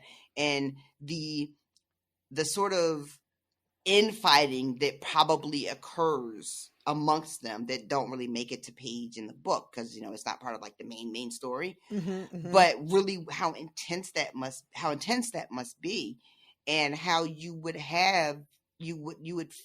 flock to your full-blooded siblings, and that would be like your little crew, and then there would be several pockets of all of these children plotting against each other and trying to gain favor and trying to figure out where they're going to fit in, because it's so tiring. It sounds exhausting, yo. So I appreciated that was included in this as well, because it just really gave me something to think about. So he has volunteered to go ransom to get this Peter kid back from Peter Pimple, I believe believe that is his name. And from the fucking what are they called? The Brotherhood Without Banners? Thank you. And throughout his journey, he keeps thinking to himself, I could just take this gold and bounce. That killed me. Like, I could do it. And I'm like, you could, but then what? Like, he's not even like, I could go start a whole new life. No, I'm going to drink it away. Drink a lot. Like, I mean, that's not exactly a plan. Okay. And then he just is just like, well, you know what? If I do that, that means I can never return. And even though he has spent the entirety of this epilogue complaining about how miserable his life is, he's clearly not in a position or has any interest in giving it up. Yeah. So he goes forward and then finally gets to the spot and, where they're supposed to have this trade. And at first, there's just Tom hanging out. Hey, buddy. Hey. What's up? Glad you could make it. And Merritt, for reasons I don't understand, is just like, because they're in this weird clearing and it's like a graveyard or something. And Tom is sitting on, I guess, maybe, I don't know if tombstone is the right word. He's sitting atop a stone. How do you say that word? Cairn? No, sepulcher. Sepulcher. I believe. And Merritt is like, you're sitting on a king, get off of there. Which I was taken aback because we just spent several pages with you. And so you mean like he should not have this kind of energy for the people that are bad men? That's what I thought. Yeah. But I mean, it does seem like something you should let go in the circumstances. It feels like it, to me. But he wants to start the meeting off with this kind of energy. I guess maybe he's hoping to his blood being highborn is going to be enough that they're just going to respect him on GP because he's like, whatever, not really anybody, but from a noble family. So Sure. he's going to try to use that as like a shield or something in this interaction. I think it was a bad call. Agree. And it wouldn't have gone any different if he hadn't. It really wouldn't. Still, but, come on, man.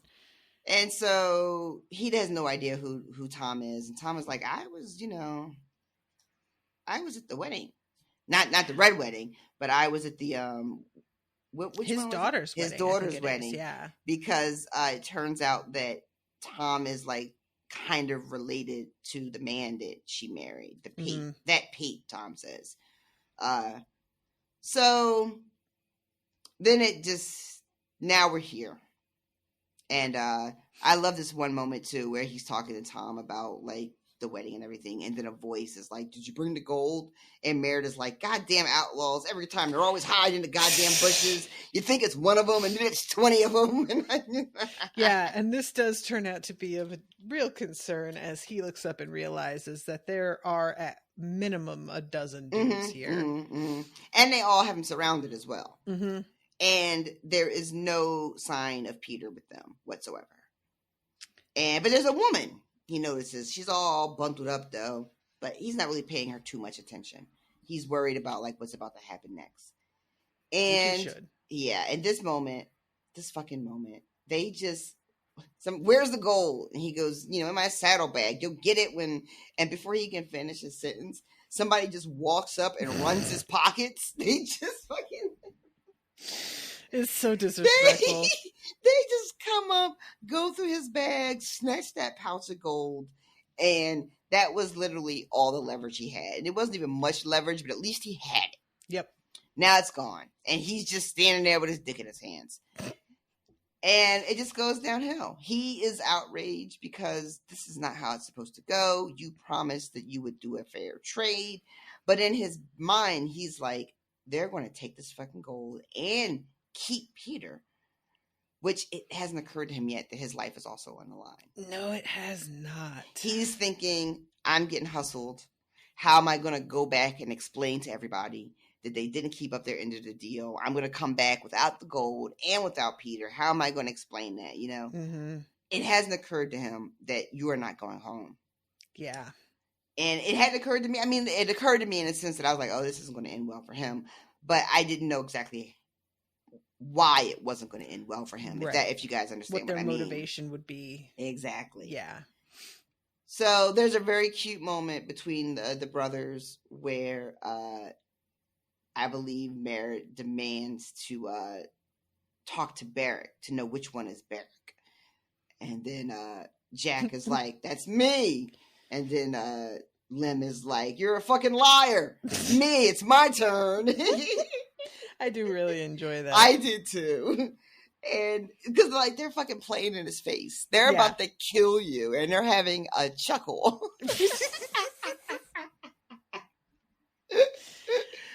Or as my grandma would say, they're having a lark. Having a lark is a real good one. I always like that one. Yeah, it's unfortunate. I also like, and I got this one from fucking Mr. Burns, but that sounds like a larf. Yeah, a larf. Oh, that's a good one too. That's a really good one.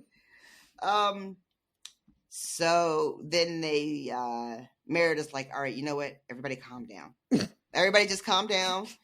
Give me my nephew. I don't feel like they need to get calm, sir. Right? I feel like you're the one that needs to get calm. But give me my nephew. We'll just leave. No harm, no foul. It's all good. It's all good. It's fine, right? Just we'll all just back away quietly. And he tries to get a drink because he is having a fucking hard time. And they're like, nah, we don't drink with people like you. And they tell him that they're going to take him up to this kid, Peter. And they get across the glen or wherever they go. And this kid is swinging from a tree. Yeah. And is in a bad way. Not like on a swing, everybody. Oh, sorry. He's swinging from a tree from his neck. Yeah. And don't apologize. Don't apologize for not making it clear that he wasn't on a tire swing. That was a joke. Just in case anybody was under the impression he was having a lovely afternoon in the sunshine. He was not. He was not. And the condition of his body, it looks like they did this a little while ago. Mm-hmm. And so this whole thing was a ruse. A charade. A charade. And he says out loud, "You killed him." And somebody says, "Sharp as a blade." This one. And you guys, why am I laughing so hard at this horror show? This is so inappropriate. Fuck's sake. It gets better, too. There's a joke a little bit later. Oh, my God. That I really liked. He says, I only came to ransom. You said if I had to go by sunset, he wouldn't be harmed. And Tom is like, "Well, you got us there." Mm-hmm. That was a lie of sorts, as it happens. And, yeah, poor Merritt is like, "You would never dare to hang a Frey, though, right? Because that should be protecting me. Like, low-key, do you know who I am?" Yeah, very much. Very much do you know who my father is energy. Right? And they start laughing, and they're like, "The other one, the pimply boy, he said the same thing." Oh, my God. Poor Merritt. He doesn't mean it. They cannot mean it. And then he starts the bargaining. "My father will pay you. I'm worth a ransom." And I'm like, "Are you?" Yeah, that was my thought also, was like, you know, there's some mention at one point about how even though his father doesn't like a lot of his own family, he still looks out for blood, and that's like a serious thing for him. Yeah. So probably he would, because of just the principle of it, but I bet he wouldn't try that hard. Yeah. I think a combination of Walder Frey's sort of, like you said, like when he talks about how he takes good care of his blood, which is how he was bringing up that Stevron person to be like have the same value system.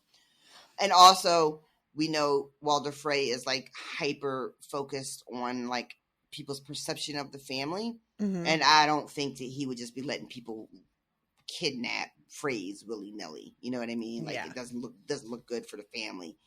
So this guy Merritt is really just, you know, my father will pay twice what he's paying now.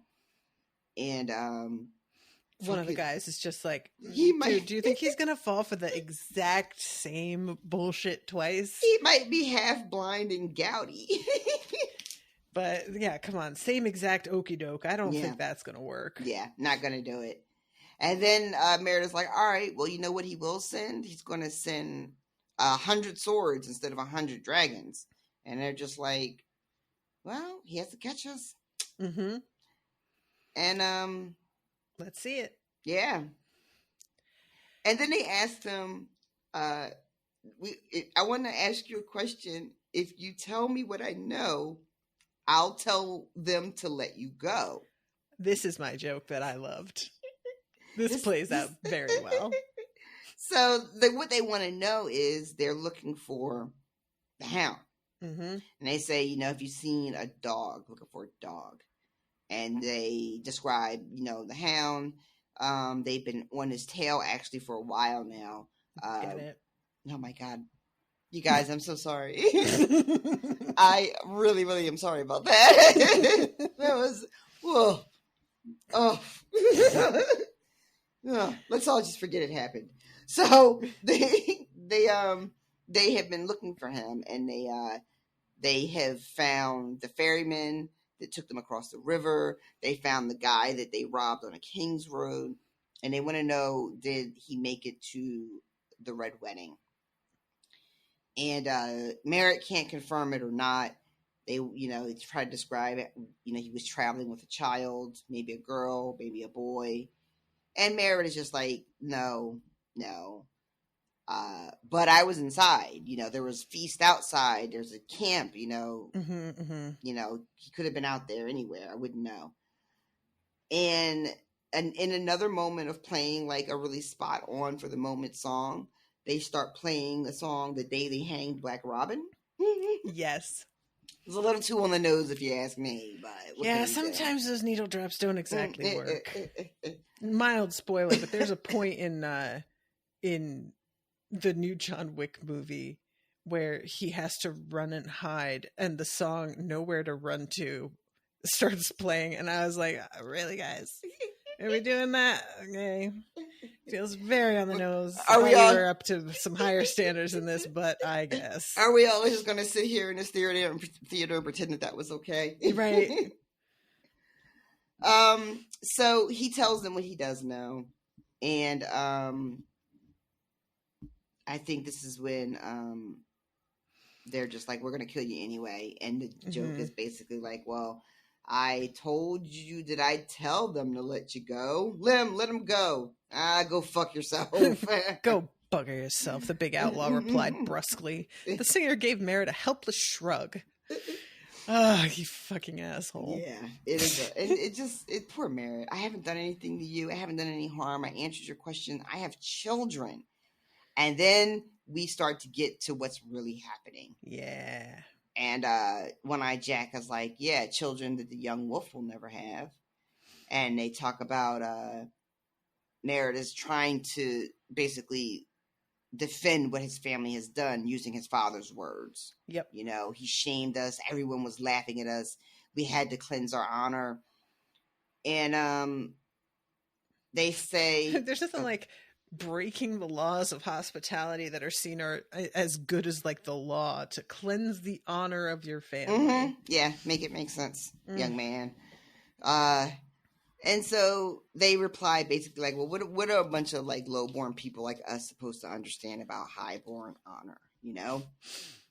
And Merritt is like, it wasn't murder. It was vengeance. We had a right to our vengeance. It was war. Was it vengeance or was it war? Because you know those aren't the same thing. Two different things. He's just gonna name whatever. You know, and he starts naming the people that they lost, you know. Jingle Bell, who never hurt anybody, and how many men they lost in the camps, and these various people that died. I love when he brings up Jingle Bell because like Rob had already gotten 2 crossbow bolts in him, I think, by the time that boy died. Like, that was like the last thing to happen. You know, she kills him after she tries to get everything to stop, you know. And then he even starts to mention people who died from Greywind was Rob's wolf, right? Correct. Okay. And that turned out to be a terrible segue. Because they're like, yeah, funny you should mention that. So you thought it would be totally cool to sew his head on the Robb Stark's neck after both of them were dead. You guys thought that was fine. And Merritt, hilarious, point, right? Merritt is now has flipped from trying to justify what they did to I didn't have any part of that. That was my dad. All I did all night was drink. You can't kill a man for just drinking, you know? And then he has a moment where he's like, oh, wait, I've always heard that Barrick always gives a man a try. Right? Which we've seen that. Correct. So he's just like, you can't kill me unless you can prove something against me. And there are no witnesses. I didn't do anything. The wedding was my father and Lord Bolton's work and Ryman's work and Lothar's work. I didn't do anything, and you have no witnesses. And the most like casual reply to a moment before a fucking figurative bomb is about to be dropped on everybody. The singer just says, as it happens, you're wrong there. Milady? Which is like a 3, you know, as far as like height of emotion and tension and, you know, all that shit, right? It's very casual. It's just, as it happens, you don't have that right. Allow me to rebut right? your argument. And then that Jay-Z song, Allow Me to Reintroduce Myself, drops. It's fucking Catlin stuff. We are really coming up with a good playlist for this entire section of chapters here, and I would not be mad if somebody wanted to animate it and use our choices. The Boy Is Mine playing, and then we've got what was it? Allow me to reintroduce myself. We had the whole beating a bitch's ass playlist that we talked about. Yes, I'll make that. I'll have to go work on that. That'll be my thing. But then, yeah, guys, this is it. This is the moment. All the dudes move out of her way. And she they have a walks lot up. of respect. They do, and I want to know how we got here. Mm-hmm. But they move out of the way, and she walks up, and I love it says that when she lowered her hood, something tightened inside Merritt's chest, and for a moment he could not breathe. And he starts thinking, no, I saw her die. She was dead for a day and a night before they stripped her naked and threw her body in the river, which you like. You deserve everything you're about to fucking get. Mm-hmm. And also, I just want to let people know that are reading along with us or listening, I'm spoiled on the development of Catelyn Stark returning. I don't know anything about what she actually does, though. I think she just does a lot of this, right? Is my feeling about it. But I really don't know. I don't know any of the plot points for her character. In my imagination, she is just out here wrecking shit and fucking up everybody that she can get to that had a hand in what happened. But I have no idea who she actually gets to, if it's anybody that I know, or if it's just going to be like a random phrase she finds like in the woods. I have no idea about any of that shit. But yeah, she's here. She's back. She can't speak. Nope. But she, this description of her, the cloak and collar hid the gash his brother's blade had made, but her face was even worse than he remembered, which had to be pretty bad when they pulled her out after 2 days. Yeah. But the flesh had gone pudding soft in the water and turned the color of curdled milk. Half of her hair was gone, and what was remained had turned white and brittle. Beneath her ravaged scalp, her face was shredded skin and black blood where she had raked herself with her nails. But her eyes were the most terrible thing. Her eyes saw him, and they hated. And I love that, too, because I don't think there's anything particularly, air quotes, supernatural about her eyes. I think those are just her fucking eyes. Yep. And they are so filled with hate that they are, like, the scariest thing he's ever seen. Yeah, I am very into the, who knows whether or not everybody that they have executed actually had a hand in the Red Wedding? I am just really here for when they say, so what do you say? Was he there? Was he part of it? No matter who the fuck it is, she's just like, yep, sure was. I fully support that. Yeah, not mad about it at all. And then Lem is just like, yeah, she doesn't speak, because you fucking assholes cut her throat too deep for that. But she remembers. And then they look at her and say, what do you say? Was he part of it? She never fucking breaks eye contact with him either. Mm-hmm. Looks him dead in his fucking face and nods yes. And he goes to scream, but it's too late because the noose chokes off the words. And that's it. He's up and he's swinging. And that is how the book ends, y'all. Yep. Man. It's such a satisfying moment. I love it. Yeah, it really is. Between this and Lysa just getting tossed out the moon door.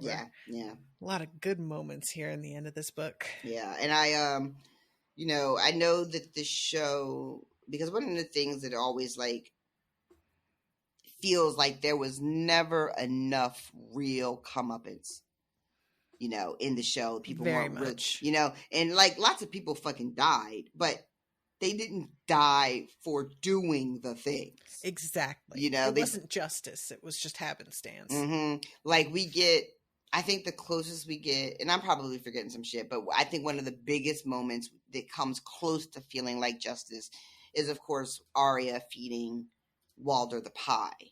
Right. And while that was like satisfying because it was finally like something, it wasn't enough. No, not at all. And so I'm here for Zombie Cat, just in her band of merry men, just going after whoever they can. And I don't know exactly what it's going to look like. I don't know how much action around that there even is, It could just be one or two moments in the next 2 books. I really have no idea. But I hope that it's a little bit more than that. And and again, I said it earlier, but I just want to say it again. I really, really hope that there is some inclusion of how she came to be, you know, how they decided to save her and, bring her back to life. What deal, if any, was made, because she's running with the Brotherhood, but, not that they haven't been out here like handing out justice to people they feel, deserved it, but they were following Barrick and he's not with them here. Yeah. So not that they're following her, but they are doing her justice, I guess. Yes. And I'm really curious how that happened. I don't know what happened to Barrick. I don't know what him and Thoros are and how the band sort of splits up. Also, they are looking for the Hound. And I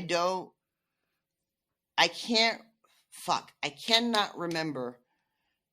I feel like they became aware of Arya's true identity while she was in their care, right? Oh, definitely. That was why they wouldn't bring her to River Run. Right. So now I'm like, are they out there searching for Arya while she's with them? Is that what they're looking for him for?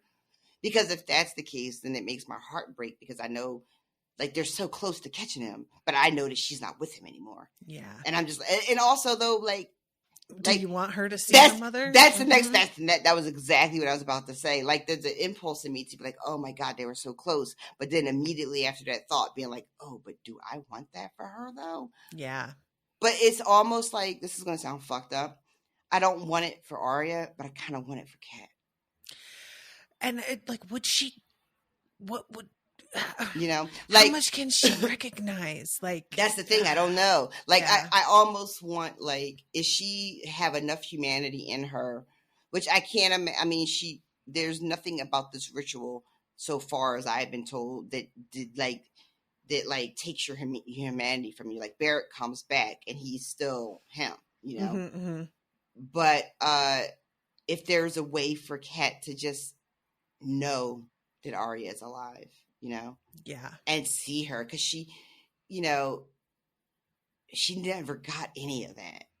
She died not knowing, I don't know. I just want that for her, but then I don't want it for Arya. So in my imagination, can I just get Kat seeing her, but Arya doesn't see her, she's just observing her from a hilltop or something, But yeah, but anyway, so. Yep. Well, all right. Are you ready for a feast for crows? I guess. I really, yeah. And especially having found out about the structure of the book, I'm really curious who I won't get, and I won't know it until we're in it. And we go several chapters, and then I'm like, who I haven't seen? You know what I mean? But I imagine it'll take a little while before I realize, we're bouncing between these people and so hasn't made an appearance yet. And of course, there's also going to be the distraction of new POVs from people that you haven't seen yet. Oh, I keep forgetting that that's even a thing. Mm-hmm. Yeah, so. Yeah, there's quite a few, actually. Are they going to be POVs you said of characters I've never seen. Do you mean in the book? I mean we haven't been in their POVs before. Okay. Gotcha. Although there are a couple of characters we haven't seen. Oh, yeah. Really? At least 3, maybe. Yeah, maybe 4 or 5. But yeah. So I'm trying to think,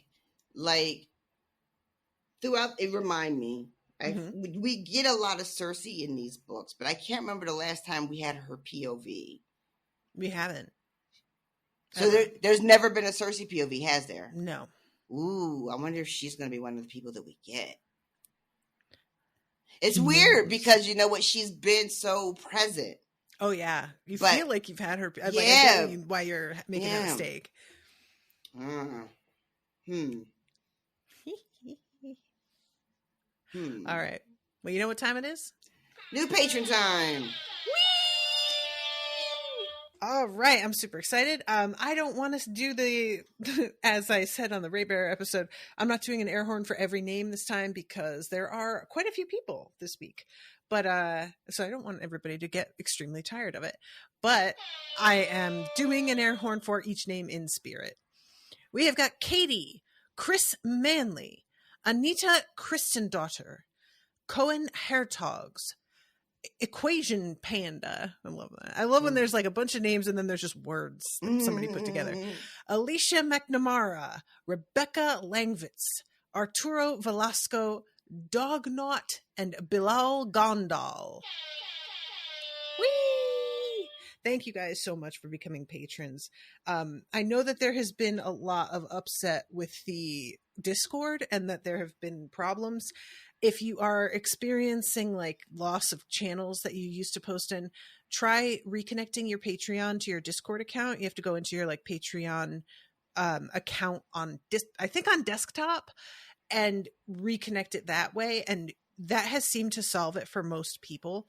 And also you may have to choose roles in the roles channel to see the spoiler chats that you used to see. Some people have that, some others don't, but I just wanted to mention that. And then also folks who are trying to access the Harry Potter like feed, the feed that's private, and I posted an RSS. A lot of people weren't aware of how to use that. And I posted some screenshots of how to add an RSS feed to your podcatcher, as well as a link to a variety of other podcast providers and how that is done.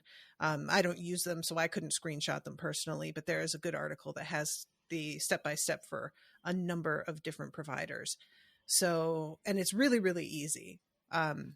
So yeah, just FYI that those things are up, and I'm really excited about starting A Feast for Crows with you, girl. I'm really excited. We're getting into these last two books are we didn't see this in the show books. That's what's like, you know, and I know I've said a couple times, like, this is when it really starts, and it is vague in a like basic way. This is when it really starts, was 3/4 of the way through this book. Things start to be slightly different, but once you really get into these last two books, and especially some of the POVs, it changes a whole lot of things. So I am really looking forward to it. And I have gotten all but one person. Everybody else has said, stick to the regular reading order for the love of God. So we're doing that. Everybody, don't worry. We are just going to read them like normal human beings. Yeah, we were going to do that anyway, though, y'all. I know we weren't, but I just wanted to say that I took it into account that nobody really wanted that. Most people were like, look, I'm reading along. I don't want to fucking deal with that. And some people were like, I want her to experience them the way that we did, which was my thought also. So all right. I had really convinced myself that there was like an edition that came out that you know, because I was thinking, because you had mentioned something to me about House of the Dragon that was stuck in my head. I didn't even realize that there was something that came out that had some of these stories in it, and then another book came out and everybody thought they were getting new stories, but really it was the same old story. With like had been like fleshed out a little bit. That happened a couple times, right? And I was thinking about how they really, you know, are just squeezing every drop they can out of the material that exists, and that they keep like a new. I'll get an alert that a new thing is coming out from him, and then it's not really a new thing at all. Correct. You know, it's just the same thing, but now it's illustrated by this new person. So I had really convinced myself that they had actually done an official release of a book in that reading order. It's like a special edition thing or something. I mean, I wouldn't put it past them to eventually do that and have it be like a whole thing. But yeah, not what's happened. Is there anything else you want to say before we wrap it up? Nope, I'm looking forward to the next book and seeing where things go and meeting new characters, and also not having the pressure of trying to remember if this thing was on the show, because a lot of it wasn't. So that'll relieve some of that for me. Yeah. Which has been really, really anxiety inducing. It's a weird thing to know that people expect you to have access to information that you should have, but you just don't anymore. Yeah. And it's just a weird place to be, and it's kind of uncomfortable. So I'm glad to be moving past that, hopefully. Whee! All right, everybody. Well, I hope that y'all have been enjoying the coverage and that you understand why I didn't do a live read for this one. But there are some other things that I may do a live read for in the future. Yeah. In your defense, you know, by the time you even thought to ask me, it was too late. I have so many things I want to say, but I can't say any of them. All right. We love you very much, everybody. Until next time. Toodaloo, motherfuckers. Bye, guys. Joffrey, Cersei, Walder Frey, Meryn Trant, Tywin Lannister.